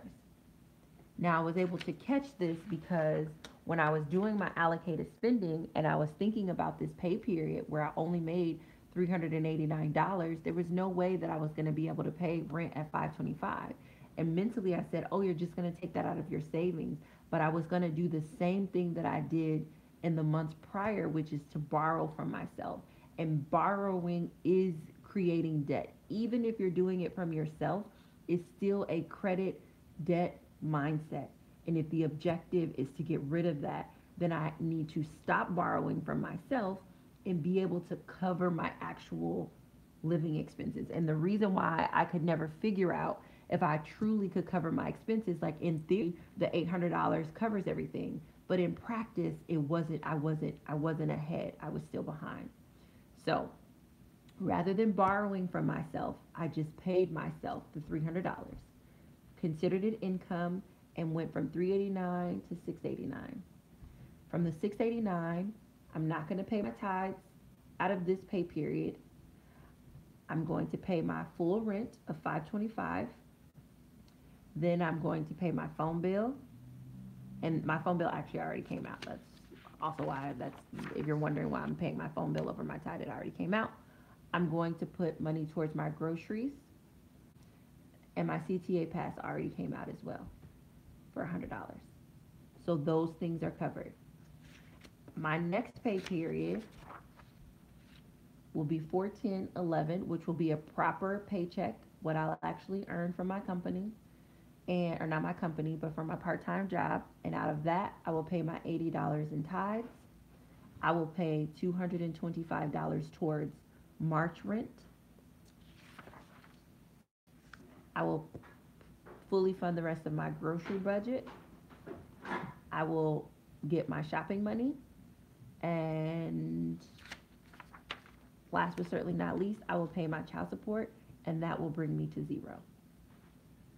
So if you guys see the allocated spending, it gives you the biggest headache, because this is where, like, you probably could hide something from yourself in the Quickstart budget. You probably can psychologically hide something from yourself in the cash flow budget. But when it comes to the allocated spending, and you have to say, I get paid from this date to this date, I'm working, and this is how much money I'm going to make, and these are the expenses that I'm going to pay with that money, you cannot hide anything. And I'm going to have to go back and watch my video to see how I did my allocated spending last month, because clearly I didn't do it properly. And no, that's fine. And so I'm zero based with my 2 paychecks, and I am based on this whole in the red deficit thing. I'm now only $300 in the red, and I'm going to try to make that up with some irregular spending. So I'm going to go down to the comments and try to get some of your questions answered. Sybil said, how did you include transportation? Yes, I forgot about transportation, and remembering transportation is the reason why I had to go back up there and change my whole entire budget. Miss Pretty Pink 11, I've never heard it that way, borrowing from yourself. Now that's because it's a poverty mindset. You shouldn't be borrowing from yourself. That was a part of the problem. Like, that's a horrible thing. Just delete, because you should not borrow from yourself. First of all, it's all your money. Second of all, if you have to do that every month, then you are just, you're not covering your expenses. It doesn't mean you're impoverished, but it definitely means you're not covering your expenses. Miss Pretty Pink 11, yeah, that put things in a whole new light. Sybil 727 said, where do you grocery shop? We have a grocery store here called Mariano's. I grocery shop there, but I'm trying to go to more international food-based stores, like Indian food, Asian foods, and things like that, because I find that their staples are, you can buy them in bulk, and you can get them at a much inexpensive price, which I love. Miss Link 2010, if you borrow money from yourself and put it as income, you don't have to pay tithes up to $300. That's correct. And we're never ever gonna say borrow money from myself. I am going to pay myself the $300. Yes. And no, the reason I'm not paying tithes off that is because I already tithed off of it when I first got the money in and put it into that account. So Felicia said, okay, I finally added everything up correctly. Okay, good. Now we get to the irregular. Yes, now we get to the irregular. But do you guys see how I was mistaking the irregular spending for my zero-based budget, and that was keeping me like in this horrible place? I haven't tried Aldi, but I will try Aldi. When I used to have a consulting company, I actually did a leadership program for Aldi, and they're an amazing company. And I don't know if you guys know this, but all their food is organic. Or at least at the time when I was consulting with them, their food was organic. So I definitely will try Aldi, primarily because I am just used to where I've been shopping, and I'm really focused more on staples. That's the only reason why I haven't um, tried. That's the only reason why I haven't really gone to Aldi's. I used to go there when I was back home, but here in Chicago, I haven't done that. Um, Chris says Aldi is Trader Joe's. Felicia, oh my goodness, I know I didn't know that. Yeah, I didn't listen, ma'am. I didn't know it either. I didn't know it either. So Chris Matt said Aldi is Trader Joe's. Yeah, so it's just like higher end, lower end, and it's like a lot of that is just packaging and marketing. Like Aldi doesn't necessarily have a marketing budget because they spend their dollars in other places, and so because of that, their packaging isn't as beautiful, but same great organic food at an inexpensive price. And the reason why their food is able to be so expensive is because they don't have a marketing budget and they can move that savings onto you. So I am a fan of Aldi's. Um, I just haven't gone there as of yet. But when I start to do my recipe videos and grocery hauls and stuff, I will give you guys more detail about that. Um, yeah. So any questions about the allocated spending? Any questions about the allocated spending? Because we are about to move to our fourth budget form, and we're actually going to be like doing it properly, and I'm excited about that. Yes, Felicia, all these. Yeah, I'm glad. I thought you knew that. No, yeah, I didn't know that they were the same company. I knew that they were both organic, and I knew that they were affiliated, but I didn't actually know that they were just sort of like, you know how like in fashion there's like couture, runway, ready to wear, like, but it's all the same designer. I guess I'm butchering those things. That's kind of how it is with Aldi, Trader Joe's, Whole Foods. Not necessarily saying they're all related, but I'm saying they're all organic. Um, where can you get the budget forms? These are Dave Ramsey's budget forms, so you can sign up for Financial Peace University, and these budget forms come inside that. But I'm also, if you're on my email list, if you go to any of my most recent budget videos, there's a link. You just put your email in there, and it'll send it to you automatically. Felicia, no, I didn't know that Trader Joe's was affiliated either. Yep, you're welcome, Virgo. All right, so if you guys are ready to move to our fourth and final form, just put one in the comments below and let me know that we can move to our next form. I'm so excited. You're welcome, Virgo. All right, I got a couple of ones. All right, awesome. Okay, guys. So now, yes, thanks, Matt. Chris Matt, let's go. Yes, so now we are on our irregular income. So the irregular income is everything that you make over your guaranteed paychecks, and I use the term guaranteed loosely to just describe our regular paychecks that we can anticipate getting from our part-time or full-time employment, and or the average, if we're freelancers or entrepreneur, the average conservative number of what we anticipate earning. Your irregular income planning is everything that you anticipate earning over that. And what I mean by that is a lot of people who are on the financial peace journey plan and program, they pick up side hustles, they babysit, they, just pick up side jobs, odd jobs here and there. And in them doing that, they bring in extra money that they may have this month, but they may not have next month.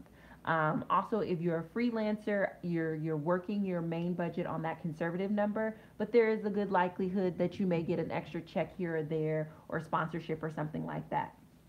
For me, personally, I'm rebuilding two of my companies, and I'm building them with better systems. And a primary goal is for these companies to generate a specific amount in passive income. For the month of January, one of my companies generated $89 in passive income. Actually, there's one more day. The closing cycle is the fourth, so there's one more day, but it generated $89. So in my mind, I know I have an additional $89 coming in a paycheck form in the month of February. So, for example, that would be something that I would consider my irregular income. But if you have any additional side hustles or just any place where you think that you're going to get a little bit of extra money in the month, this is where you list out what you're going to do with that money so you can tell that money where to go. You want to put this on a different form because you don't want to confuse extra stuff with the basic necessities of everything else that needs to be taken care of, right? And so, an extra doesn't necessarily mean that it's non-essential. It just means it's extra. If the money comes in, you totally do it. So I'm gonna do an additional irregular income that I anticipate earning for the month of February.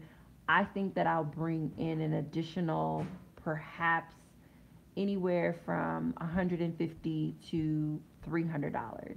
Part of that is because I know that there is an $89 in passive income coming, but also, as I mentioned at the top of the video, my part-time income is anywhere between $800 and $1,000. I may actually make the $1,000 this month as opposed to the 800, and I just put that additional 200 towards my irregular because I don't know if it's coming. So here I'm going to put $300 because that's how much extra I anticipate making. Again, if you're a freelancer or an entrepreneur, I encourage you to be conservative, be honest with yourself. If you're someone who's picking up side hustles, again, I encourage you to be conservative and be honest with yourself. What do you think you could potentially make in the next 20, what's today, the 3rd, and the next 25 days additional to your regular monthly income? And so for me, I think it'll be $300. So in priority order, what I will pay with that $300 is the remaining rent that's due because I want to get out of the red. I want to get out of a deficit. So, and my remaining rent, as you guys know, I'm putting $225. Yes, my remaining rent would then be $300. So I actually want to pay my rent on time, which means I need to pay my rent for February and March in the month of February. So my rent is $300, and let's see, work back forth, adding each budget item to the remaining total. So any additional irregular income goes here.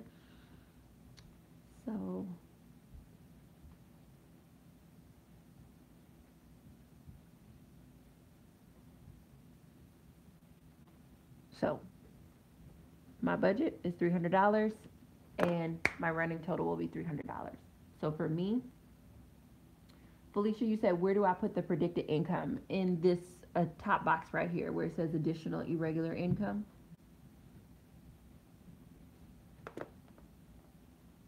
I mean the sources of income.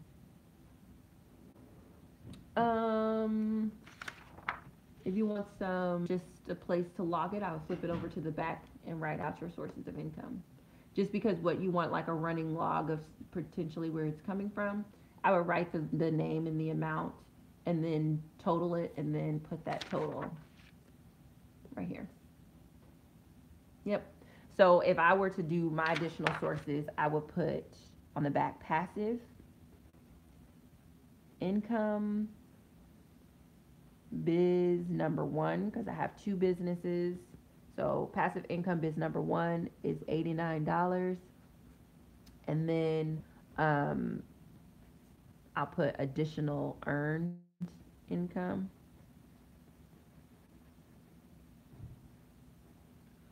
Right here of $111 or $211, excuse me. And I get that, Felicia. You just want it for tracking purposes, and then that total is $300. Let me double check my math because I just be throwing these numbers out here, and I am not a math genius. It's something I learned last month. So 89 plus 211. Yeah, so that's $300. So then I would take this, pop it right there. Now, if you had other items, you would list those other items. I don't have any other items. February is going to be a no spend month, which means if you notice, I didn't give myself pocket money. I didn't give myself toiletries. I didn't give myself any of those things because I have enough of that stuff to carry me through February. Now, obviously, I would want to cushion it a little bit and be a little bit more comfortable, but maybe even that has a little bit to do with growing up with not enough and scarcity and stuff. I don't know. We'll explore that this month when I'm not spending. But yeah, I don't have any other categories. I paid my child support, and sending something is better than sending nothing. I will not be sending my son a commission, a secret commission that I've been sending him. I will not be sending him a secret commission this month. Um, and actually, you know what? I take that back. Let's see, 150. Yes, I will. So, commission is $25. So it's 325. So I need to come up with an additional $25 from somewhere so that I can send him a commission this month, because he does get one commission this month. I will not be going over my clothing budget. I mean, if I get additional money, sure, but at this time, I don't anticipate having any additional money. And even if I get additional money, I after this rent and this commission, I'm going to work to make sure that my bills are paid on time, and on time is a month prior. Like, again, shifting my mindset, learning, growing, getting better. So does anybody have any questions about the irregular income planning?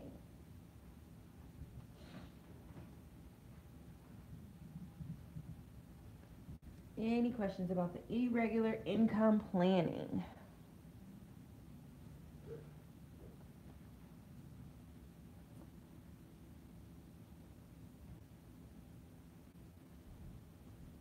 Do I add the leftover income as well?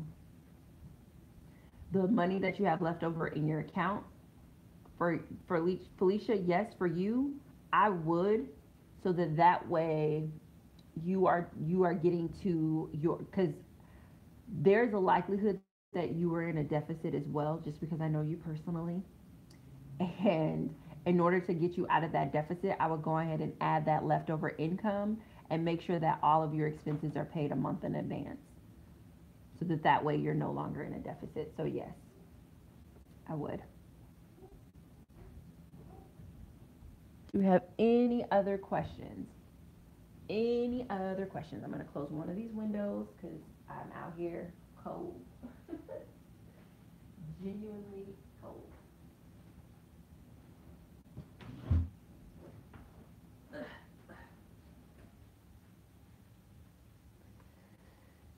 All right. If there are no other well, you know what, you guys are working right now. I apologize. Just because I only had one thing doesn't mean you do. So let me give you a moment. Do your thing.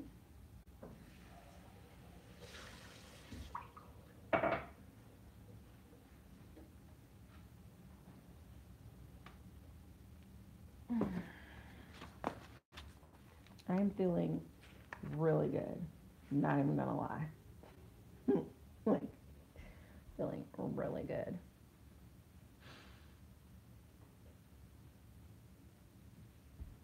Yes, Chris said planning. I guess my question is, how do you stay focused, committed to the budget? That is an excellent question. I think I am highly motivated right now because, again, I'm coming out of a season where I was not able to take care of myself. I don't know why this is saying my phone is about to die when I have my charger in here. Let's just see. Let's just flip it around and see. Hold on just a second, guys.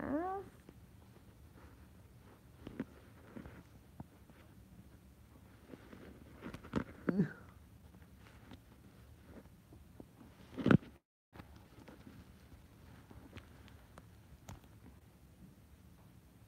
me see what you guys can see. Sorry about that. A makeshift. Okay. So how do I stay focused? How do I stay focused and committed to the budget? So the commitment comes from me coming out of a season where I was not able to take care of myself at all. I was very sick, and actually, me coming out of two seasons. Me coming out of a season where it was so much abundance that I literally got beside myself and just blew all the money that I earned and just blew all the money that I earned and completely leveraged my earning potential and put myself in a worse financial position than I've ever been in my entire life. So I'm highly motivated by that bad experience and knowing how bad it can get if I don't figure this out. But the second season that I was in is I got incredibly sick and I wasn't able to work for a full year. And I kept saying, no, actually, I didn't get a part-time job until November. So I didn't work for 11 months, and maybe I did a little speaking here and there, but it wasn't consistent, and it wasn't speaking at the level that I normally speak at. And so, when you don't work for a year, you really, really, really, really see what you're made of. You really, really see what's important to you, and like what's the point in all this? Because I've never believed that our purpose in life was to wake up, eat, sleep, go to work, pay bills, and die. I've never believed that, but it was clarified to me the details of what the purpose of life is to me, and it's more than um, living in this deficit or living under this pressure and living in this space. And so that keeps me very, very committed. It's just measuring myself against the two seasons that I was in, one of abundance and one of total lack, and realizing that if I don't figure this out, I am going to live the rest of my life in lack because this debt is not going anywhere. The interest I gain monthly is like makes this feel insurmountable most of the time. So I have to be committed. I have to do it. I think the focus comes in a couple of places.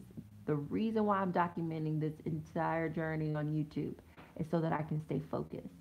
None of you guys are going to walk to my door and be like, hey, where's your video? What's going on? What's going on? But I know I put a video out there. And because I know I put a video out there and I hold myself to a pretty high standard, I know that I'm going to follow up on that video. So that's really how I stay focused, is because I know at least twice a month I'm going to put up two videos, a report card, and a budget. And there are going to be at least a handful of people out there rooting for me, supporting me, and helping me get through this thing that I keep saying that I want to do. So the YouTube channel keeps me incredibly focused. And even though in the previous months, I've only posted two budgeting videos, more videos about budgeting will come. But what happens is I only post two, but people comment every single day. And every single day, I'm reminded of what I'm committed to. So that helps. But then the other thing that helps is, that's why I mentioned to you guys on the cash flow plan, we have the budgeted amount and then we have the spent amount. And I mentioned that I'm gonna do a midweek update. I'm gonna do that because I want to share with you guys what I spent, so that way I can keep you guys a little bit more focused as well by just updating you periodically instead of just twice a month. But yeah, that's it. Like I know where I'm coming from. I don't ever want to be in a space of abundance but not know what to do with it. I don't ever want to be in a place of lack and not being ever able to cover my basic necessities. And then I stay focused by pushing myself to be transparent. Like, and that's the thing, I know what my issues are. My issues are I'm secret about money. And in my video where I talk about my money story, I talk about the origins of why I became secret about money. And a lot of it has to do with just piss poor family culture around money. And you can't get rid of the family that you were born into. You can't blame them, you can't shame them. You have to accept responsibility for it. And when I accept responsibility for that, I know that my shame, my blame, my justification, my rationalization, my deflection, my all of my defense mechanisms are rooted in the pain that I felt as a young kid, when I was very, very young and I first gave over my piggy bank. And then when I was a early teen and I had to give over a portion of my paper route money. And then, when I was 15, 16, I was taking care of my family, and now even repeating that now into my 30s. I know what my issues are. And for me, overcoming my issue means being transparent. And being transparent doesn't mean being transparent with myself. It means being transparent with perfect strangers who are doing an amazing job supporting me and holding me accountable. And your family of origin isn't necessarily always like as much as we were supposed to get many things from our family of origin, everybody in your family did the best that they knew with the information that they had at the time. And unfortunately, my family of origin is working with some outdated information with respect to money and finances. And I don't want that to be my legacy.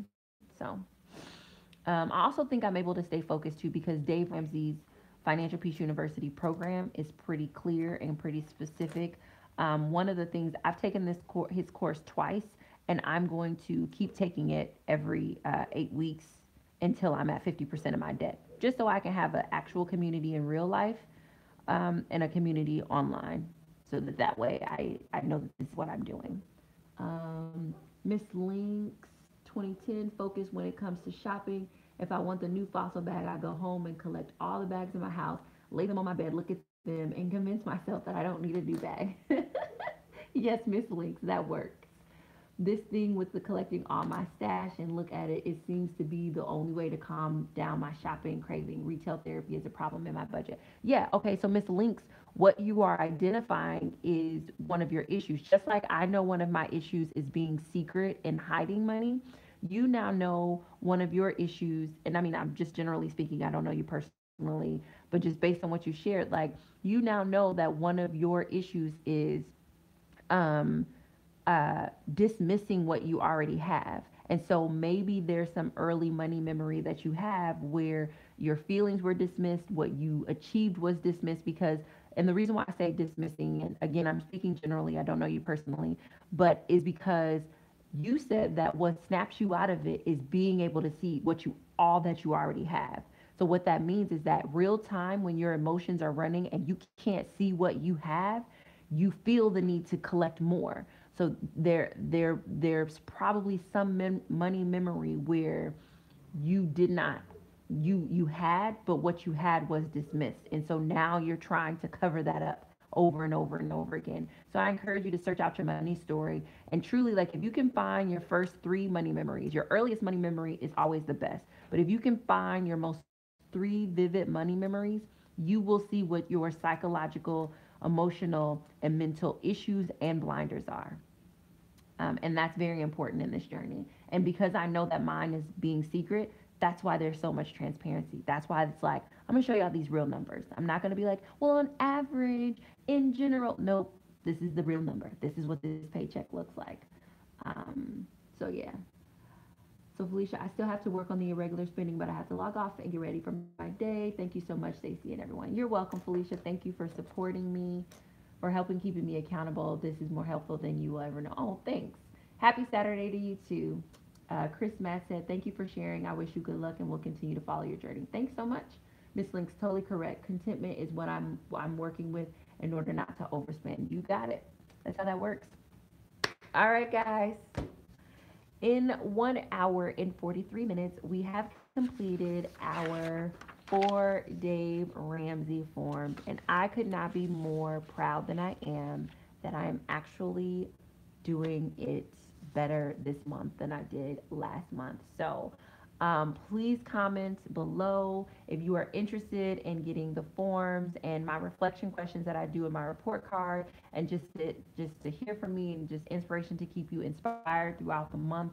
Please sign up for my email list, and it will be a link in this video, and then there's a link at the top of all of my budget videos where you can sign up and follow along on this journey. And I will see you all next Saturday, and that date will be, or not next Saturday, excuse me. I will see you all Saturday, February 24th of 2018 at 8 a.m.